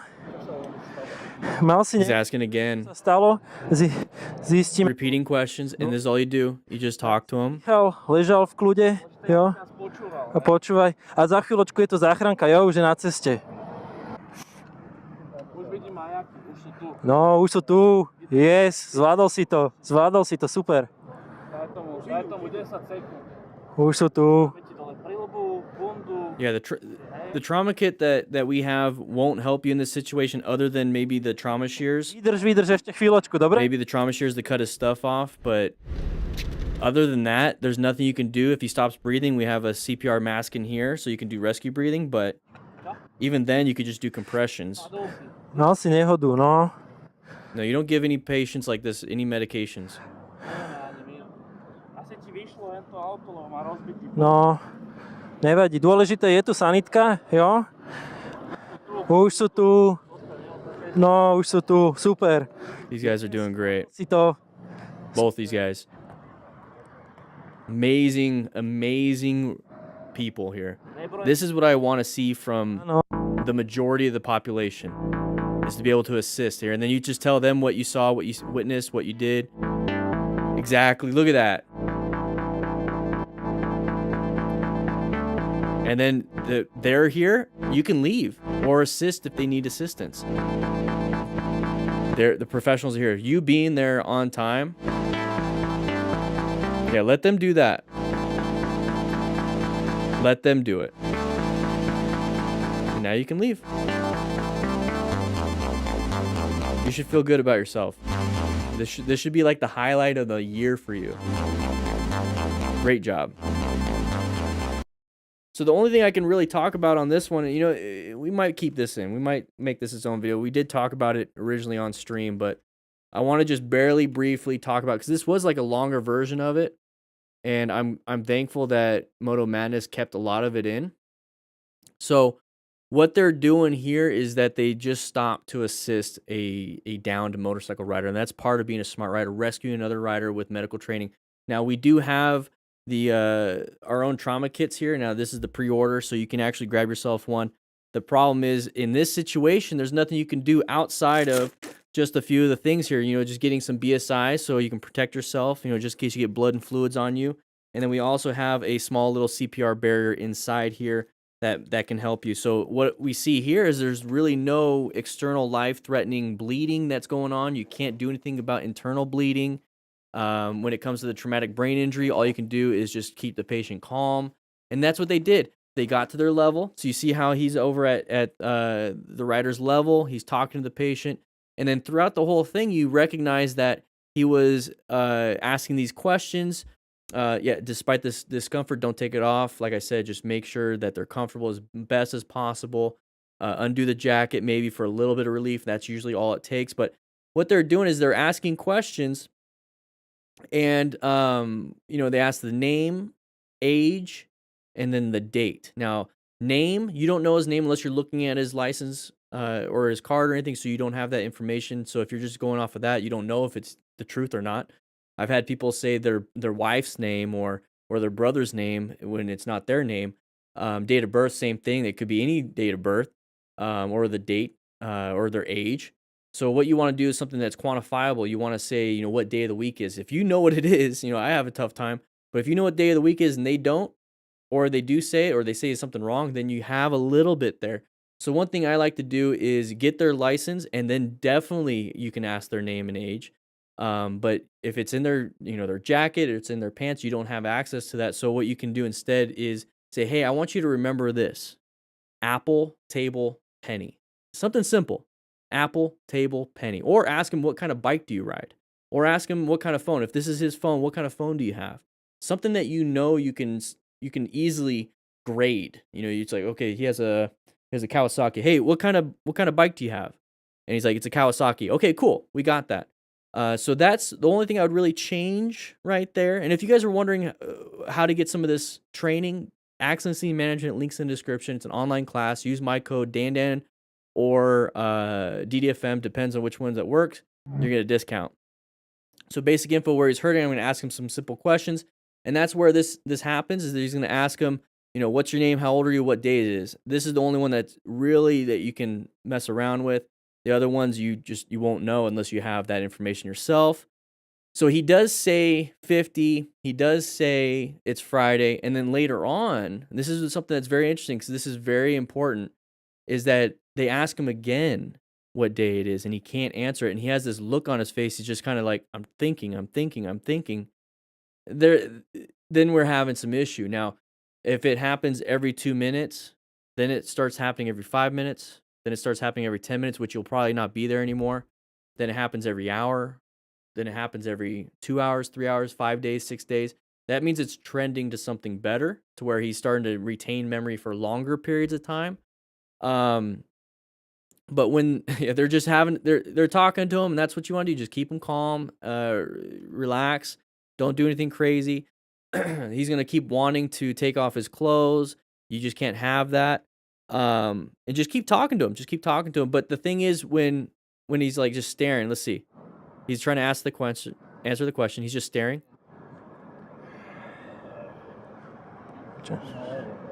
I don't know now. So he's going to also ask, what happened? So he asked what happened at the beginning. He asked what happened a little bit later. And you can kind of gauge, was it 5 minutes ago that we asked that question? 10 minutes ago? And typically with critical patients, you want to do every 5 minutes. With non-critical, every 15 minutes. And you're just trying to trend to see if there was anything changing during that time. Also during this, you don't know. He could be bleeding somewhere else, so you still want to keep doing an assessment here and there. He did say his left leg and his right back. You might want to double check that. If you had the trauma shears, you cut up the stuff on the left leg, because who knows, he could be bleeding out slowly, but over a prolonged period of time, lose enough pints of blood where he goes unconscious and goes into shock. So you got to be very careful with all these things. The main thing, though, that you definitely see is going to be that traumatic brain injury. With genes, it's kind of easy to see blood loss, because then all of a sudden the genes turn dark. But with the jacket and all these layers, it could be hidden. So yeah, you would kind of see it in the genes. But he's definitely asking these. Are your fingers tingling? Your toes? If you feel any tingling, that's going to be spinal problems. They're doing a great assessment. There's not much I can change here. I just wanted to bring some more of my information to it. But big kudos. I want everyone in class to give them a high five, do the bike wave in the chat. These guys did an amazing job. They were here last Thursday. They talked about it. I just wanted to bring up some of these things. And then when these people did show up, all you do at that point, you did your job. When the ambulance shows up, you did your job. Because a lot of times motorcyclists die, or they get to a point where they're in decompensating shock and they can't get back, no matter what you do in the hospital, before ambulance shows up. So if you're able to stop the bleed, if you're able to breathe for the patient, if you're able to do CPR, if you're able to do something that's life-saving prior to EMS showing up, you just saved somebody's life that would have died anyways. Or not died anyways. They would have died, if you weren't there. So this right here, probably very traumatic for this motorcyclist. Probably not going to die just laying there. But who knows? Somebody else could have showed up. Hey, let's take your helmet off. Hey, let's take your jacket off. Hey, let's do this. Hey, yeah, you feel uncomfortable. And they paralyze them. So having the training and having the knowledge is extremely important. And who else knows and wants to help out other motorcycle riders, because we wave to each other. We are a brotherhood, sisterhood, whatever you want to call it. We are the DDFM crew. We were helping each other out. We're the ones that are going to save ourselves. We're going to save our own buddies. We're going to save strangers on motorcycles. Car drivers are passing by. Only the motorcyclists stop to help. So once the CEC asked what happened, he asked again later on. It's been multiple minutes. So definitely traumatic brain injury. EMS shows up. You go ahead and say, hey, this is what happened. This is what we saw. This is what we did. This is what we did not do. He's been repeating his questions. He keeps asking what happened. So that's going to clue into them. Oh, shoot. Okay. Traumatic brain injury. We got to be careful with the cervical spine. You say what you need to say. And then once they do their thing, you can leave. Go ahead and leave and feel good about what you just did. So that was beautiful. Absolutely enjoyed it. Absolutely enjoyed this video. I'm glad we watched it again. Pedro Skoda, welcome to the crew, baby. Veteran crew member, by the way. Woo! I thought breathing for CPR was eliminated, hence the trauma breath mask. So breathing is slowly becoming eliminated, because that is one of the things that prevents a lot of people from actually doing CPR. So it's pretty much compression only. But if you do have a CPR card, or you have been trained, you will know the difference in why you need to do rescue breathing versus not. So in this situation, if they stop breathing or they don't have a pulse, just do compressions. That's the best thing you could possibly do for that situation. So what we have here is our syllabus. So this is actually going up on Patreon after the stream. If you want all the links to it, and we also have a backup right here. But I think I'm going to save this backup for next week. or not next week, on Thursday. We got a lot of stuff going on here. I'm having too much of fun with you all. That was just a great video. It was a great situation. But what do you guys think? Should we just keep going? Should we just keep going? I think we should just keep going. I answered my own question. What was I trying to say? We're gonna keep going. So I'm gonna go ahead and do the backup video. I'm gonna do the backup video. Let's go ahead. Let's just do it. But before we jump into it, flash hole. Whew. Welcome to the crew. We got some new members, so if you want to become a crew member, click that join button. Meet me in the lounge real quick, grab some tacos.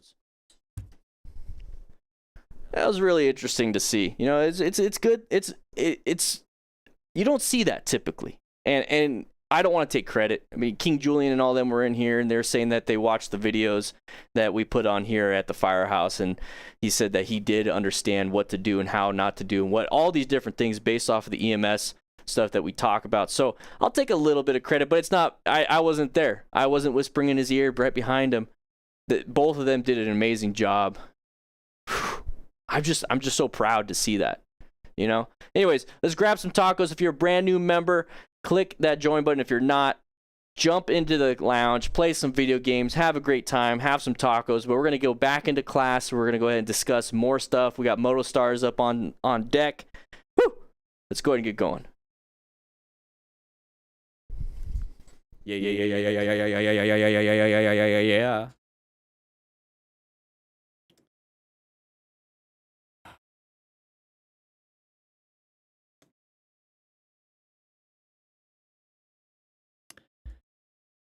No, not right now. Not right now. All right. To be a little Here we go. Oh, it's Rev Bomb. and This is one of the worst possible situations. We'll skip this one. Unexpectedly from the absolutely love what I do. And my down days when I think, oh God, Boink. ah.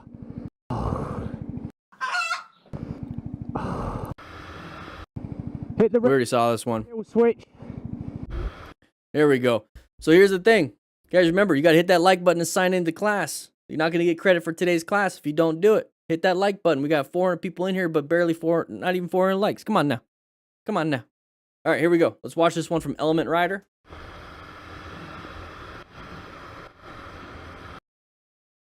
The hell? It was all choppy. Rookies, you chewing on the cables? Start that at... Okay, I guess it's just choppy there. We got a Dum Driver. Let's just watch that one more time. It was weird. It's like it like stopped on me. Did it stop on you guys? Hit the red button. Hit the kill switch. Is he gonna do it again? Yep, did it again.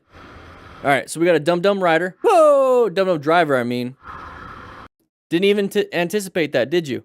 Didn't anticipate that. This is what motorcycle riders do to car drivers. They're like, holy crap! Did not see that at all.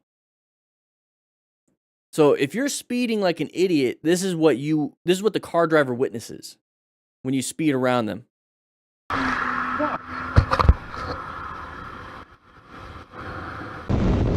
All right, Mono Armin. All right, we're gonna pass this vehicle. No? Okay, brake lights around the corner. Whoa, going a little wide themselves.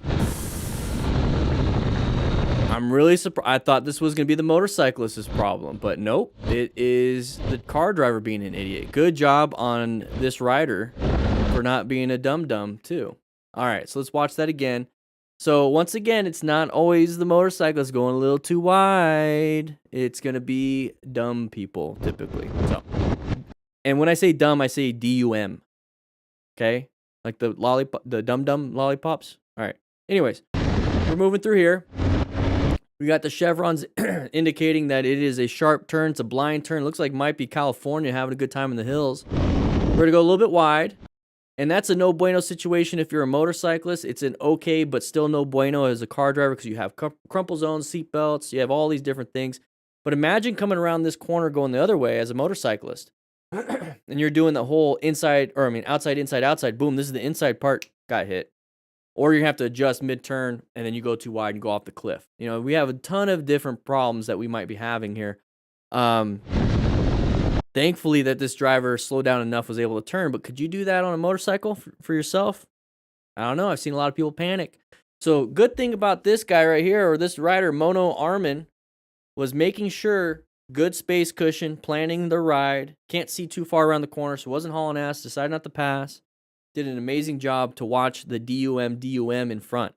And they're like, yeah. They're slowing it down. We got cops right here. Woo!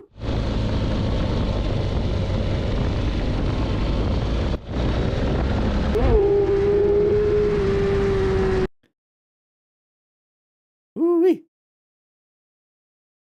So we're going to be going pretty fast with Lunatic with 2 seats. Oh, this is that one guy.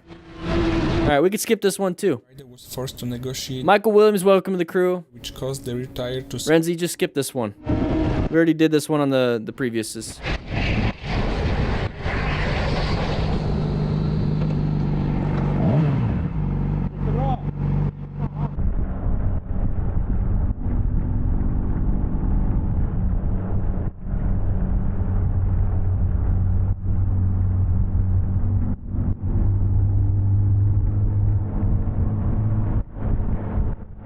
Oof. Oof. No buenos. No buenos. Oh, did we get a new donation? Hey, calm down. Did we get another donation? I think we did. Let's see. Oh, no, we didn't. We are raising money. I got an email, but it must have been late. We are raising money for the Distinguished Gentleman's Ride, by the way. Make sure you click that link in the description. So right here, what happened if you're just now joining, we already talked about it earlier today, but low side, turn in high side, grab traction, lost a lot, dump the bike, boom. It's just no buenos. We already talked about it earlier in the stream. All right, we're riding around without a rock form mount, by the way. Where are you going?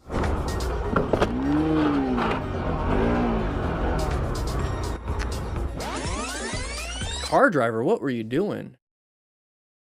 I want to say he was pushed out. The car driver was pushed. Yeah, look at the car driver pushed out because look at the other vehicle.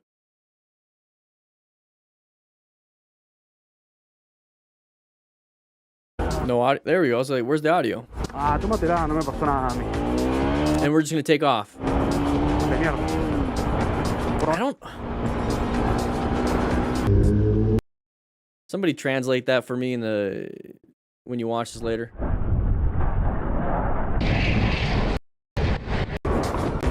There we go. So here we go. We're moving. Now it looks like everybody's trying to merge and do their own thing. That white vehicle that gets in front of us got pushed out because of the vehicle next to them. So what are we doing going 78, hauling ass on the gore area? What are we trying to do here? We're not in the lane. We're just trying to get from point A to point B as quick as possible, doing whatever we can to do it. It's just not smart. Just not smart. Don't do this. So now we have no escape path to the right. We can't swerve to the left. We don't have enough total stopping distance. We have to shoot for that little itty bitty gap.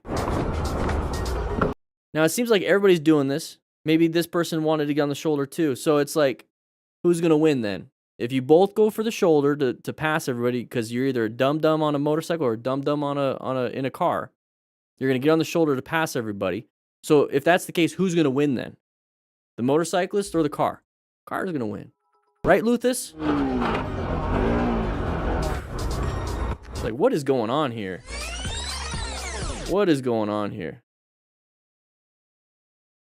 I don't get it.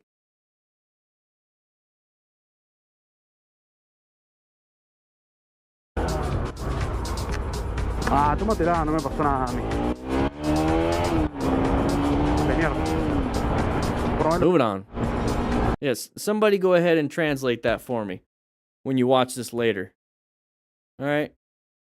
Either way, it doesn't matter. Being a smart rider is universal in whatever language. All right, we're riding around. One second, let me hit that. Then we're going to do this. And we're going to do that again. Sorry about that. All right, group ride. Everyone's staggered, doing pretty good. without even looking and drive straight in front of the truck driver. Okay. Where are we going? Just stay together. What was the point? Oh man, you just can't shoot. Your buddy's leaving you. I'm not with them. I'm not with them. Yeah. With them. Are you though? Definitely just got hit by that car. I got on camera. Oh man. Oh, get your boy, Kevin Rods. That boy just got hit by a car back here. I just got it on camera like 2 seconds ago. He pulled out and the dude ran into him. That truck right in front of that car. Oh my gosh. So what happened here? Riding your own ride? Now a lot of this could be prevented with the cardo, talking to each other. You talk to each other and say, "Hey, I got stuck behind the car. I'll meet you wherever we're going," right? So they're all riding in a group. The biker changes the lane Did a little bunny hop. of the truck driver. All right, so we got stuck as was the guy in the yellow suit. Where's Curious George over here? No, so he's stuck right there. So he should be able to talk to his buddies with the cardo and say, "Hey, I got stuck," and then just kind of meet up with them a little bit later. Go when it's safe to do so. But it seems like I'm gonna just do it, and the other guy just went around everybody. So he's just like, "I'm just gonna do it," without really looking, and that is the gap we chose to do it on. Just wait. Position yourself a little bit better, then navigate it. But we're gonna get hit by that vehicle. Thankfully, we didn't crash. We did have an impact, but once again, it did nothing to this Toyota Tacoma. Just knocked you a little bit. Yeah, it was definitely a hit and run. But the motorcyclist ran. Not with them. I'm not with them. I'm not with them. So this rider is not with them, and that's great. He's not doing anything crazily dumb, but I would still wear some gear. But yeah, ride your own ride. You do your own thing. Don't try to keep up with your buddies. If they got a little bit ahead, they passed the light and you hit the red, it's fine. You could talk to each other. "Hey, I hit the red. I'll meet you at the Chevron or the Circle K or wherever, the QT that we're going to anyways." Or they'll slow down and you finally catch up to them. That's the cool thing about the cardos. They very long distance, especially in a straight line. So you're able to talk for I think it's almost a mile, if not more. I don't know the exact things. I never go that far away from people. But immediately when you get closer, it reconnects. So that's really cool. That dude definitely just got hit by that car. I got on camera. To go. Crazy. All right, so we're riding around. Interesting camera angle. It's on the chest, aimed down. You can't see ahead. So let's see what happens. We're right behind the vehicle. Well, we're in lane position 3. All right, what are we doing? What are we doing here? Lots of traffic. Oh, no. Somebody crashed. Want help picking it up? You guys need to learn how to pick up your own bikes. You're just sitting there. What are you doing? Yeah. Grab it from the back and walk it back. Help, however. Okay. All right, man? Yeah, man. Is anything hurt? Your ankle's which ankle? This one? You have motion in it at all? Why don't you go sit down? Yeah, his ankle might be hurting, so maybe that's why he can't lift it. So we're at a stoplight. What do you think possibly could have happened? 3, 2. Especially with just an ankle injury. Maybe panic braking, put the ankle down, smash the ankle. So what do you think could have happened there? So yeah, learn how to pick up your own bike, but if you can't, you can't because you have an injury. So these riders doing a great job. They're assisting, they're rescuing another rider. But I just have a feeling that he saw the red light, panicked, maybe low-sided a little bit into the median, and thankfully he just kind of stopped, but his ankle got hurt. No buenos on that one. I mean, look at where we're at. You got oncoming traffic. We're blocking traffic. Everyone's just trying to get around. It's a weird intersection. He's just kind of sitting there. It's a weird intersection. Yeah, take a look at the intersection. So it's like this X intersection. It's not a T. It's not a typical cross. So he might have just dumped it trying to get into the lane. Hit red. Got some issues. But yeah, trying to lift it up with a broken or a messed up ankle, pretty bad. But you can, so exactly how he's standing, you grab it from lower, grab it, and you just start walking it up.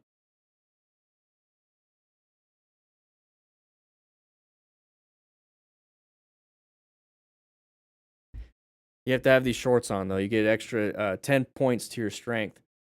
But yeah, you can walk it up, but I like that these guys helped out. It was really nice. Really nice. This is just an interesting video.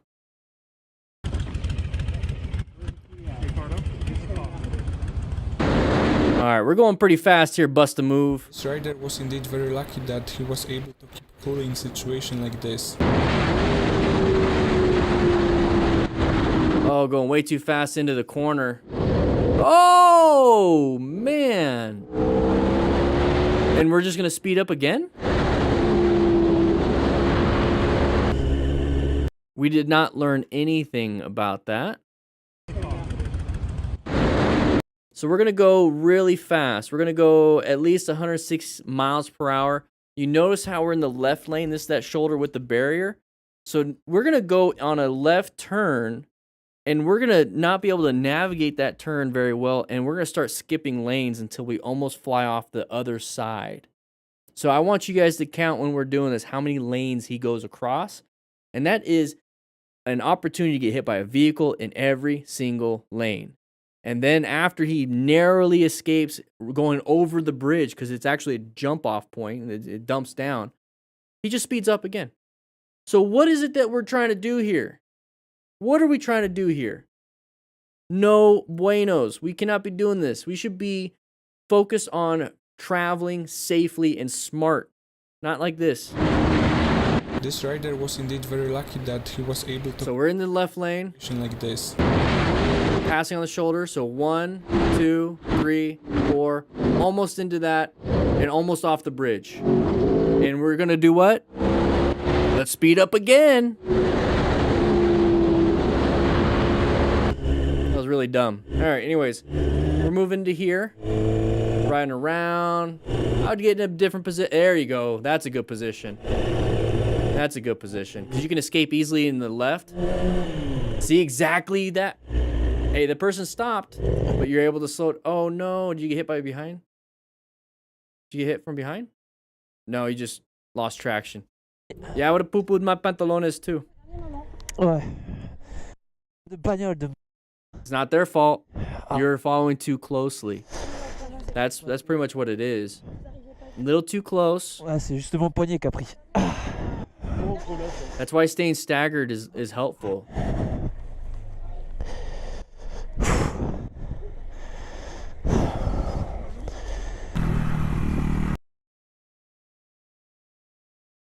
Yeah, that kind of stuff raining is good.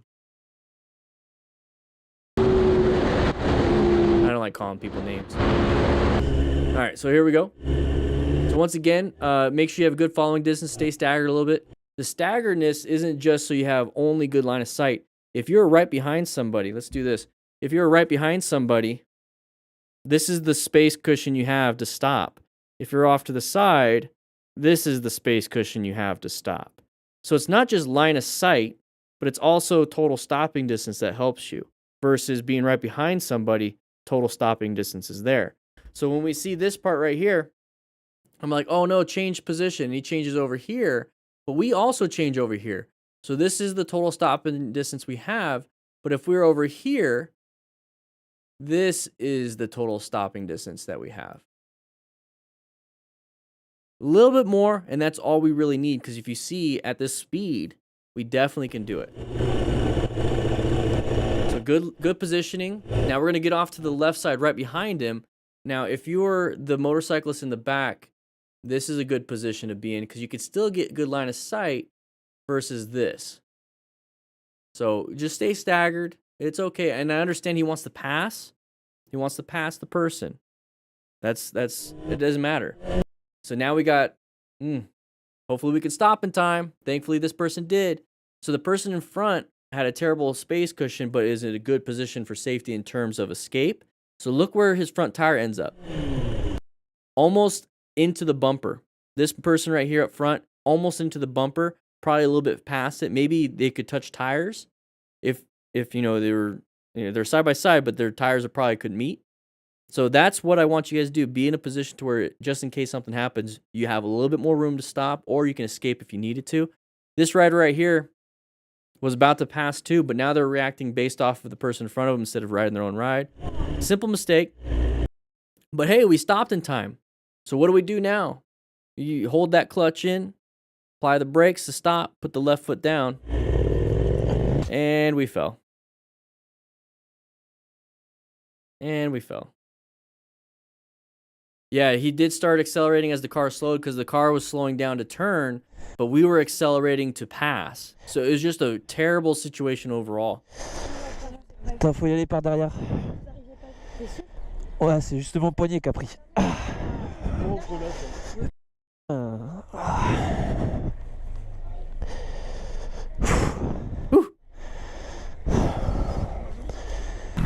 Alright, we're riding around here. Roundabouts, once again, a little dangerous. It's all good, though. We got out of it. Now we're back into yellow stage. Oh, side of the vehicle, side of the vehicle, side of the vehicle.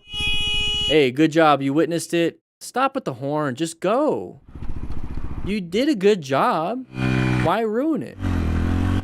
So we're barely going to even touch this one. We're barely going to touch this one. So we're going up to here. One sec. There we go.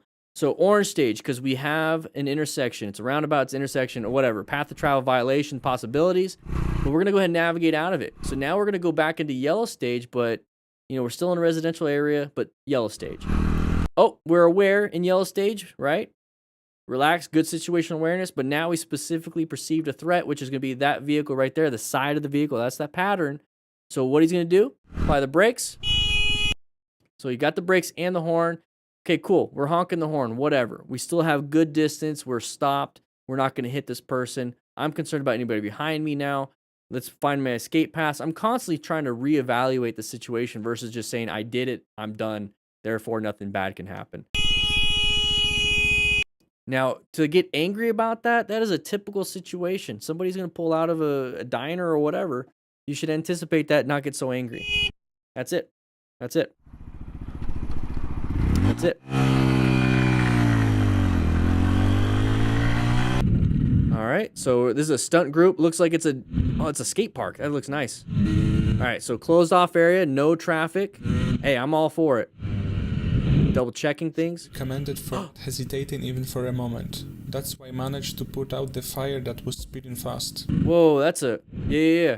I would call 911 right away too, because if it gets out of hand, it's better to catch it as soon as you can. That's easily a brush fire. Good job, stunt rider, dude. That looks intentional. There's no other ignition sources around, so no electrical. Somebody did that on purpose. Yeah, so what he's doing is stomping out the oxygen. So he's smothering the fire. The fire needs oxygen. It needs a fuel source. It needs heat or the ignition source.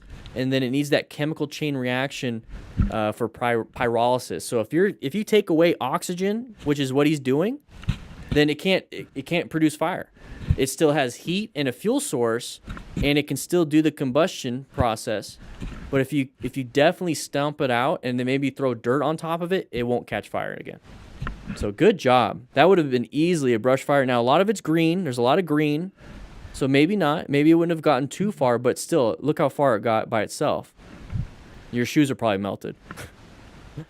Your shoes are probably melted, but good for you, man. Yeah, that's still hot. Easily could have been some kids messing around and threw like a light and they got out of hand, so they ran. I see it all the time. Real quick, look at that parking lot. Doesn't that parking lot look great to practice in? Woo! We do have parking lot practice stuff on Motorcycle Training Concepts, by the way. That is our second channel where we do on-bike stuff. Check it out. We do all the in Firehouse stuff here, you know, when we're doing this, we're in class, but out on the range, out on the bike, it's Motorcycle Training Concepts, everybody. Check it out, motorcycletrainingconcepts.com too. The website is just launched. Woo! It's a good parking lot. The shoes are probably melted on the bottom. Good job. Gosh, look at that parking lot. Oh, this looks nice. Have some fun, dude. Should have a rock form mount, though. You need a rock form. You got it. You got it.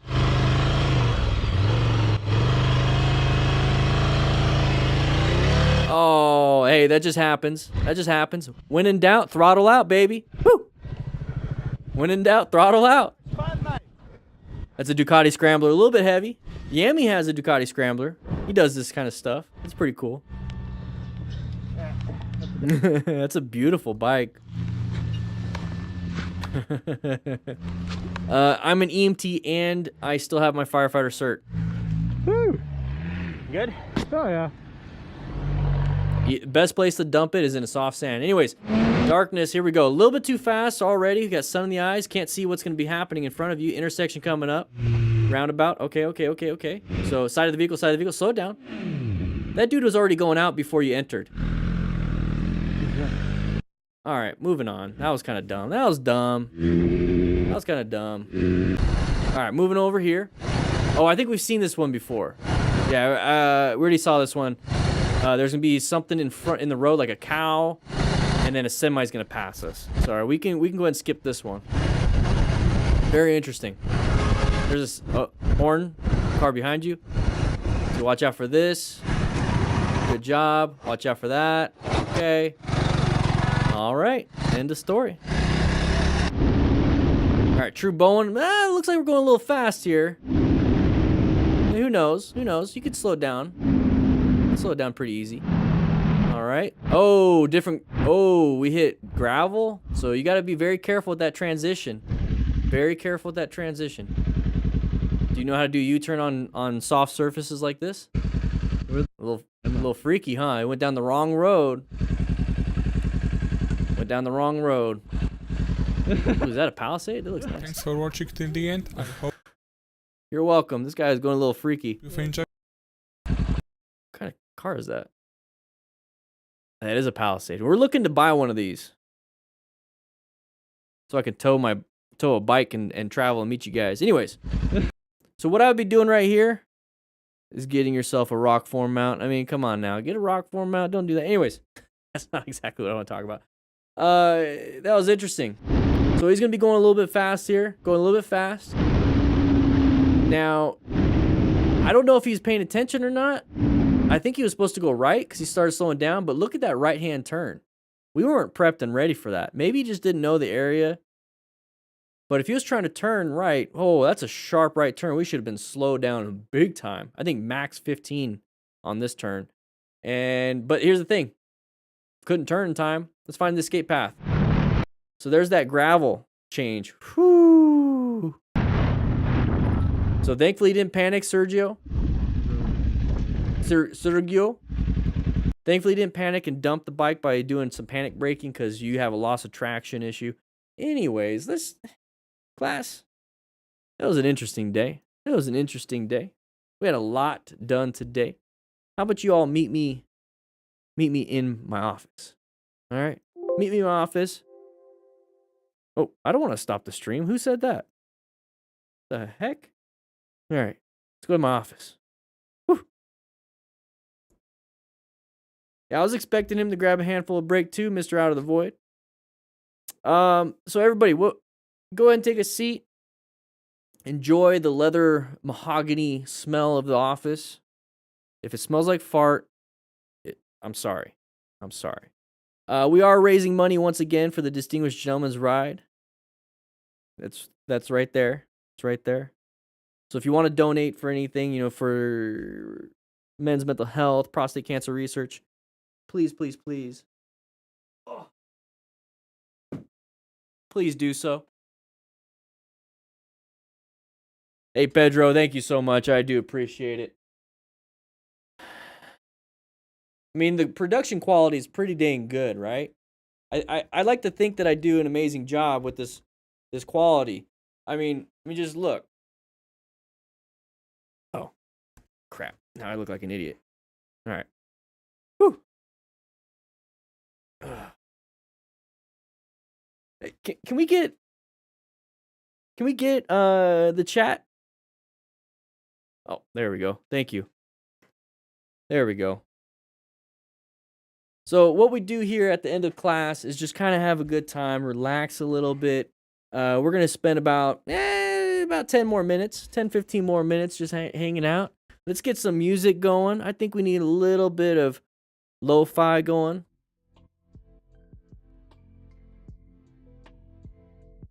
Is it too loud for you guys? Let me know.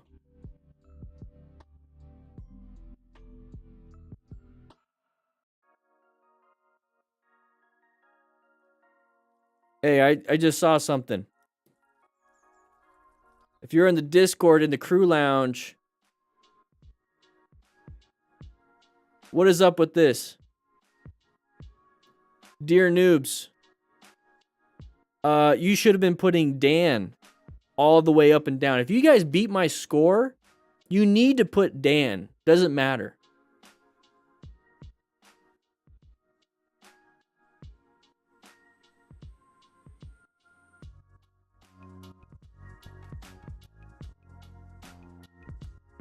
So, dear noobs, what's up with that? What's up with that, dear noobs?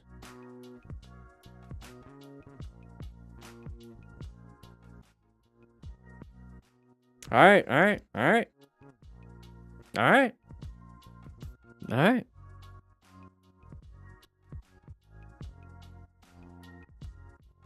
All right. Fix it. I'm not too upset. It's all good. It's all good. If I got the Palisade, what do I think I'd run for the trailer? So yeah, I have this right here. I want to get a Kendon motorcycle trailer. It's a great question. So Kendon trailers. So the reason why I want this is because I have a tiny garage. I don't have a lot of room. I'd probably get the 3. Let's see. I'd get the 3 motorcycle trailer. So I'd probably get this one.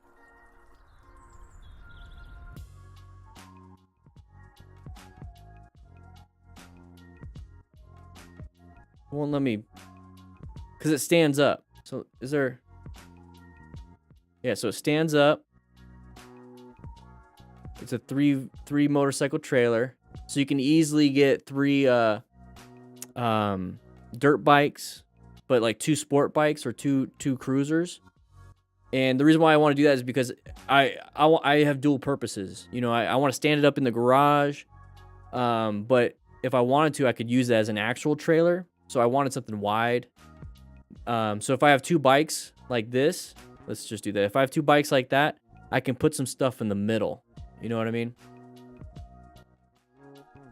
So I'd get a Kendon. It's $3,000. It's pretty expensive. It's pretty expensive, but hey, this is the thing. I don't have a lot of room. So I mean, I want to have a full enclosed trailer, but I can't. I can't. This would save me a lot of money in the long run. And it's cool because it comes with its own ramp. Yeah, it's a nice solution. So that's what I look for. I look for solutions whenever I buy something. Does it solve my problem? And my problem is I don't have a ton of room. I don't. I don't have a ton of room, so what do I do with that room? I have to have something stand up. But I still need, the problem is I still need to be able to trailer my bike. Well, there you go. And you got to pay a little bit extra to have all the jack of all trades type thing. It's not the best situation. Like I said, I want an enclosed trailer. But hey, it's all I could do.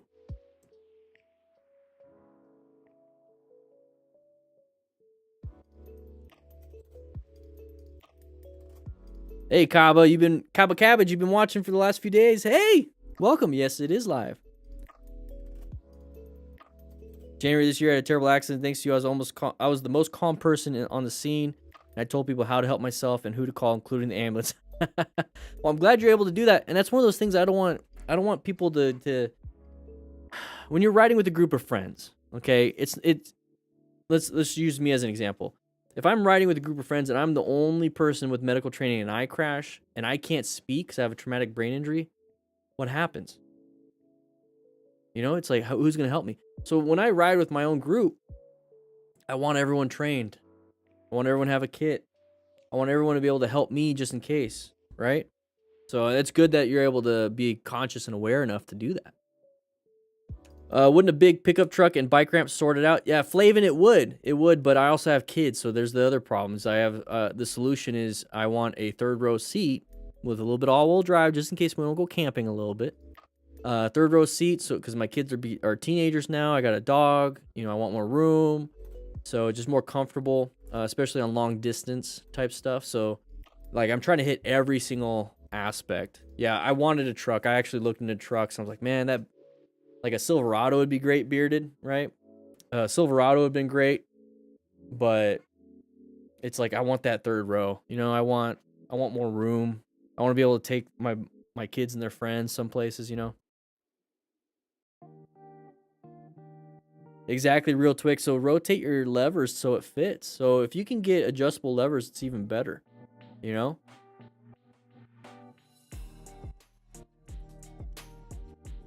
Where are we at? Any new donations? Whoa, Jason Eunice, you're making a difference, and keep doing you with the $52 donation. Thank you so much, Jason. Thank you so much.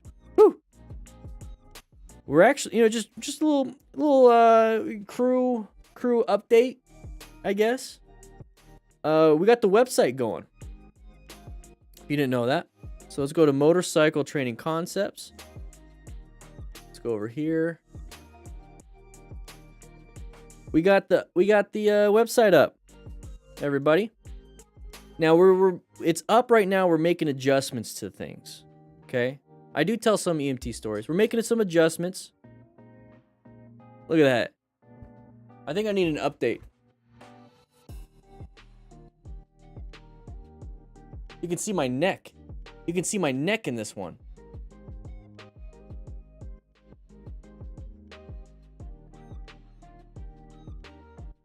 We're making some updates, you know, here and there. So we're going to have some e-courses coming soon. I need to get a more flattering picture than that. Coming soon. We have barely any keychains left. We got a Moto Rescue Kit. So far, these are out of stock right now. We're going to put them in stock pretty soon. So the Moto Rescue Kit is available. Now it's pre-purchase. So we're getting the crew patch in. It comes with the rescue card.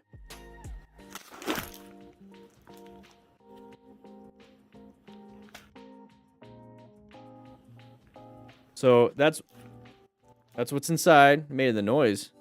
We're waiting for the patch.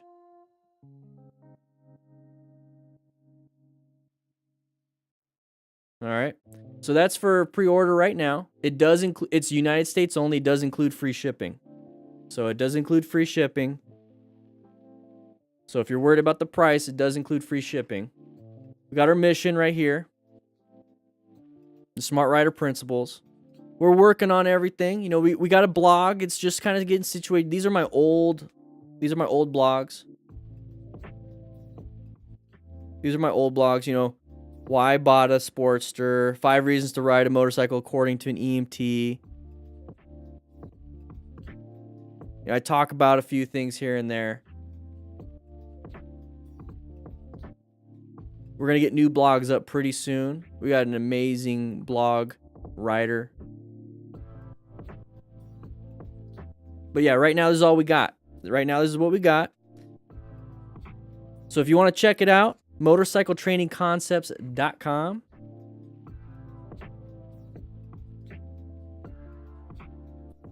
Yeah, I need to update that pic. How much is the discount on the Cardo? I don't know. They're like, hey, we offer a discount, but sometimes it fluctuates. So I don't know what it is right now. Might be like, it might be at least 10%. I think it's at least 10%. I do know for rock form it's 25%. Woo-wee.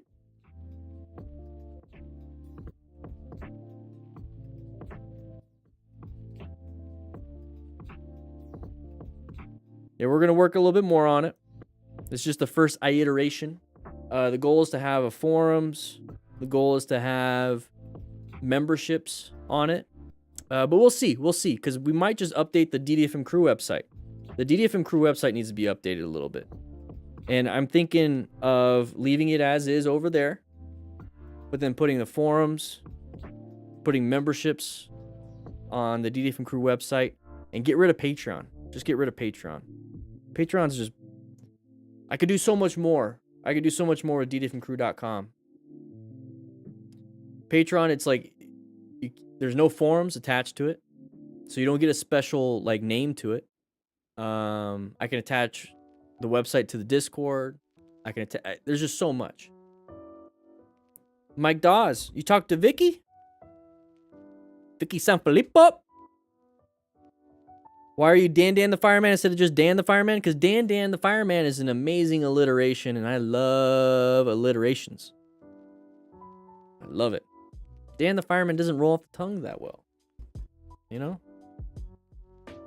Will I ship it to Australia? Not right now. Not right now. It's just too much of a headache with customs and everything. And when I say too much of a headache, it just means I haven't really looked into it because I have so much more stuff going on. I can't dedicate that time. Remember, I have like a very small team, and that team involves my wife and then maybe like 3 other people. Before 2021, it was just me.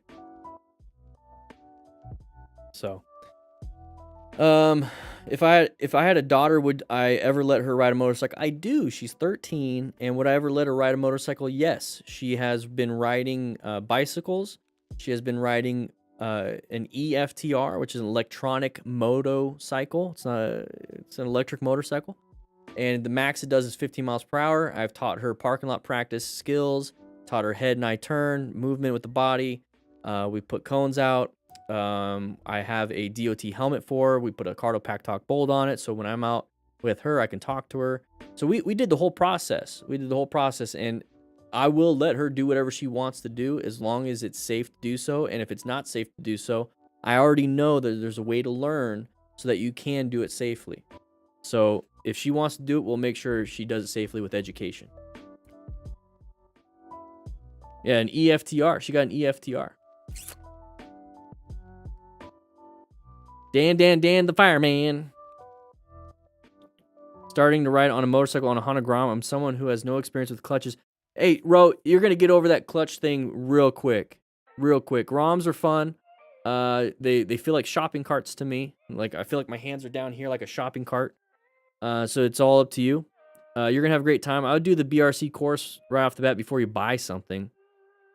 But you're going to learn that clutch, and it's going to be so easy once you get used to it.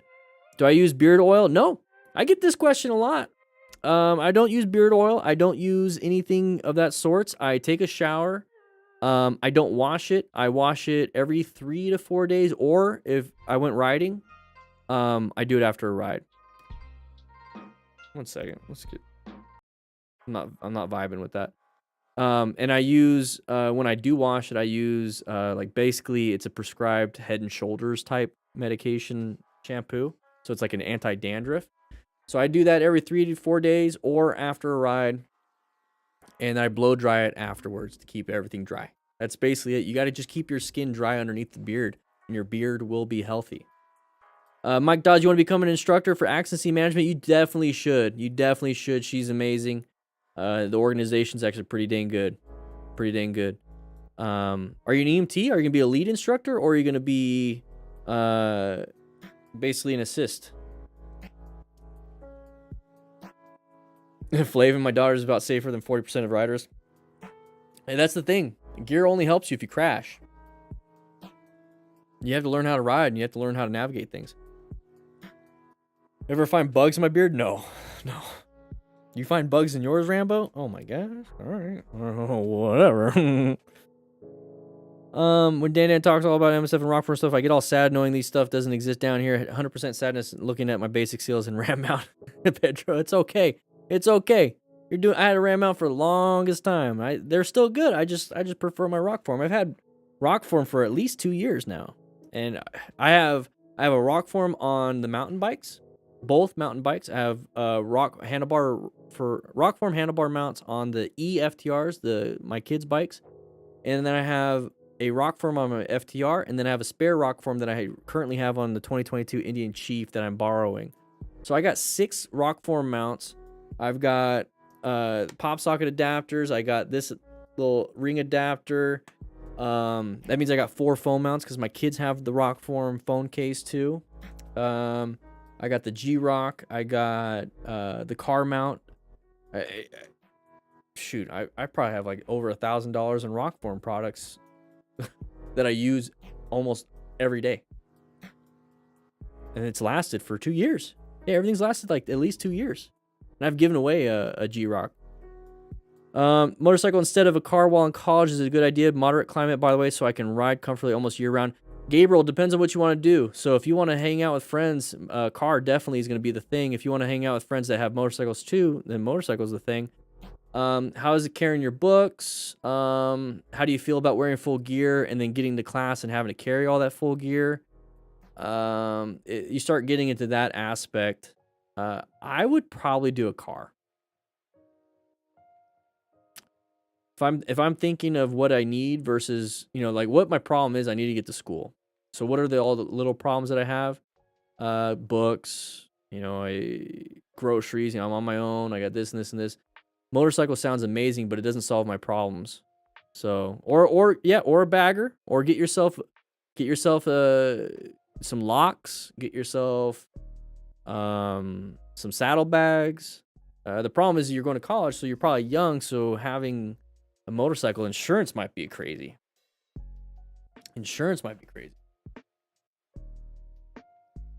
Yeah, beard oil for dry skin under your beard. My skin's not dry though. You want to keep it as natural as possible. So when I blow dry my beard after, I comb it down so it's not crazy. So I comb it down, but the skin is not wet. And then now I have the natural oils from my skin inside my beard, and I only wash it every 3 to 4 days.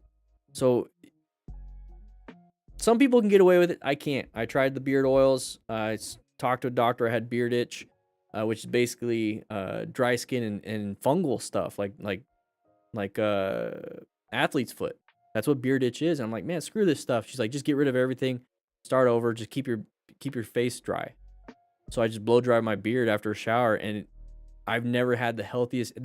The skin I have under my beard hasn't been the healthiest since having a beard, since I've been doing this. It's amazing. Huge improvement. Never itchy. It never itches. It never feels dry. And I don't have to put oils in it, so I'm not having like oil on my pillows. It's like, it doesn't stink. Never dirty. It's I don't know. It's easy to maintain. Just blow dry it after. Dry it off real quick with a towel as much as you can, then blow dry it, comb it out, boom, done. Yeah, drying your beard after a shower is literally like, that will solve 80 to 90% of your problems if you have a beard. David Sager, where can you meet other like-minded riders? Any ideas? I live in Florida, by the way. We have a Florida room, I think, on the Discord. On the Discord, we have a Florida room. So join the Discord. It's free. And let's see. We have a Florida room. We have a Florida room on the Discord. So let's go to here. Take off that. We have a Florida room. See Florida right above my head. Everyone in Florida. This is the DDFM crew. So if you guys want to be a part of the DDFM crew lounge, the Firehouse, we're in the Firehouse right now, everybody. We're in the Firehouse right here. This is my office. This is the Chief's office. If you're ever in here outside of a stream, you're probably in trouble. But we do have access to a nice little chat server. Should hang out. Future vid beard routine with... Yeah. It'll be simple. It'll be so weird. BJ, have I rocked a braid? No. So Nikki, though, she braided this part. Man, it's a lot.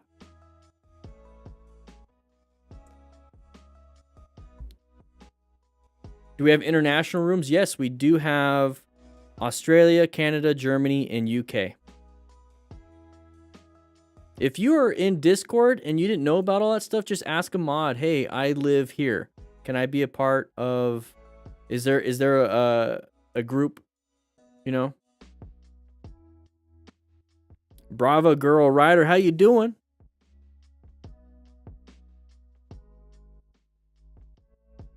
It was to your belly button. Wow. A non-US room? Yeah, so like I said, we have Australia, Canada, Germany, UK. Well, first you got to join the Discord and just go into the lounge and say, hey, may I please join a room? I live in Florida. Or just say, hey, is there a room for Arizona? Is there a room for Florida? Is there a room for Germany? Is there a room for Australia? And if somebody says yes, ask nicely if you can join it. If there isn't a room, that's because there hasn't been enough people. So right now there's an Arizona, California, Florida, New England, New York City, Tri-State, Texas, and Washington.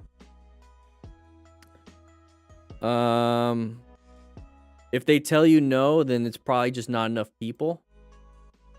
So what they typically do in the mods, they get an idea of how many people ask for something, and then they do like a poll, and then they create a room if there's enough people that want to be a part of it. But if not, we have the lounge. But that's what I'm hoping for the forums. I want to create the forums on the DDFM Crew website so that there will be, maybe we'll break up the United States in quarters, but you can definitely have these types of things. It's really cool to see, though. It's really cool. And we might have to change it because it's growing. And we might have to change it away from states, and we'll just do like Southwest, Northwest, stuff like that.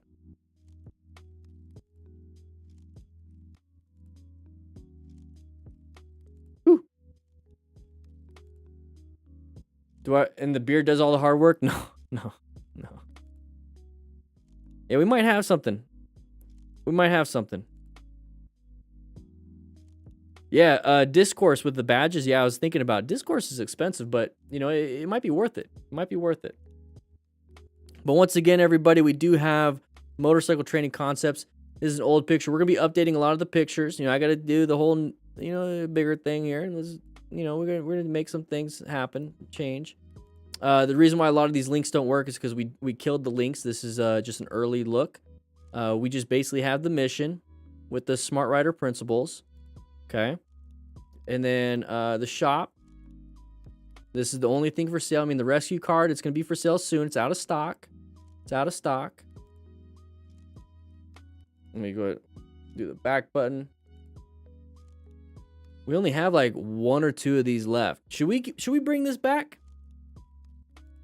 Should we bring back the keychain? I wonder if we should bring back the keychain. We have a bunch of other things. We're thinking about getting some Guardian bells made. Some custom DDFM Crew Guardian bells. What do you think? And the patch is coming. We are getting this patch in. Right now it's being made. That's why it looks like this, but it's a 2.5 by 1.5 DDFM Crew Smart Rider patch. We are getting him made. But we only have a few left. Few of these left. The trauma kits. We only have a few trauma kits left. This is one of them. Real Twix, these shirts. So these shirts you can actually get on Amazon. So we might actually put a link inside our own store to get on Amazon. So let's do this. So it's actually linked in the description. A rock form giveaway. Yeah, I could talk to them about doing that.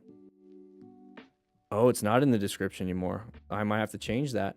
So I'm just going to go into Amazon and type in DanDanTheFireman. And I should be popping up. Yep, I did. So official DDFM Crew long sleeve.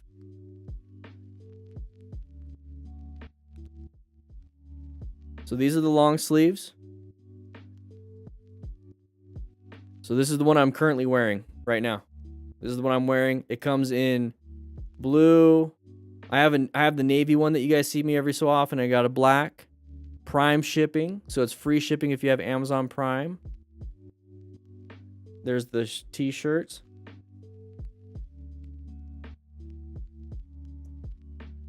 Whew. And yeah, the patches and the stickers and all that stuff, we can ship international. That's not gonna be a problem. The only problem, like I said, is gonna be that we're shipping tourniquets and in the future quick clots and stuff. So we're how well do they stick? They ship. I mean, the 3M tape.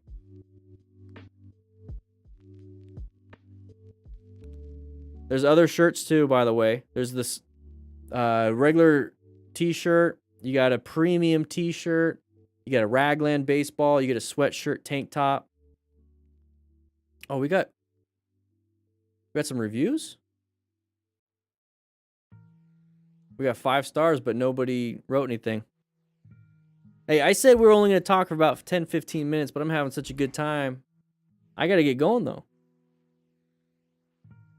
You know, we're working on a new logo for my face. We're getting some revisions done. I didn't like it too much. Looked a little awkward.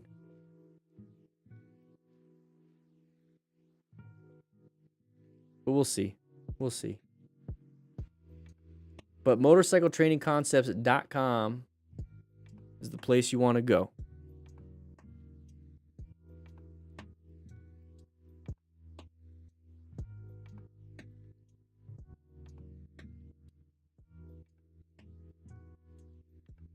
motorcycletrainingconcepts.com. Woo! It's good to say that. It's good to say that. Remember, it's concepts. They're ideas that we're going to put into practice. How does it feel doing something so passionately and so well you affect the life and help people from all over the world? Even my mother sometimes sit near me to watch your videos when I do it. Pedro Skoda! Miss Skoda. Or Mrs. Good to have you. Come take a seat right here. Enjoy yourself. We got a telescope. It's beautiful out. It's a little sunny, so you might not be able to see anything, but we got some cool neighbors you can spy on about 2 miles away. Glad you guys are able to do it. I absolutely love what I do. I love what I do. I wouldn't be doing this if it wasn't for that. You know, I get to be home with my family. I understand how blessed I am. I understand it. Does the shirt give 10 hit points? No. It gives 100. Plus 100. If you get long sleeve, plus 150. If you wear the America shorts,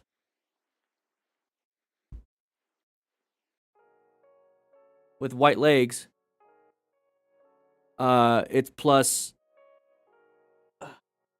20 to strength, plus 50 to dexterity, plus 100 to luck, plus I could keep going, but anyways.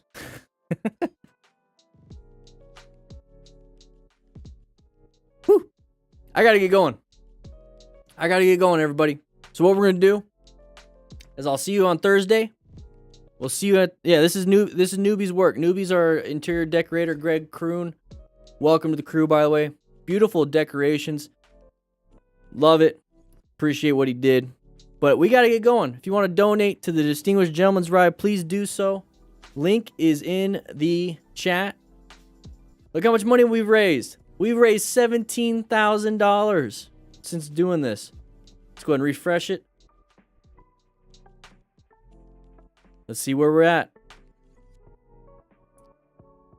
If you donate off stream, I will shout you out on Thursday. Oh, one sec. We got double music. One sec. I got to turn off this music. There we go.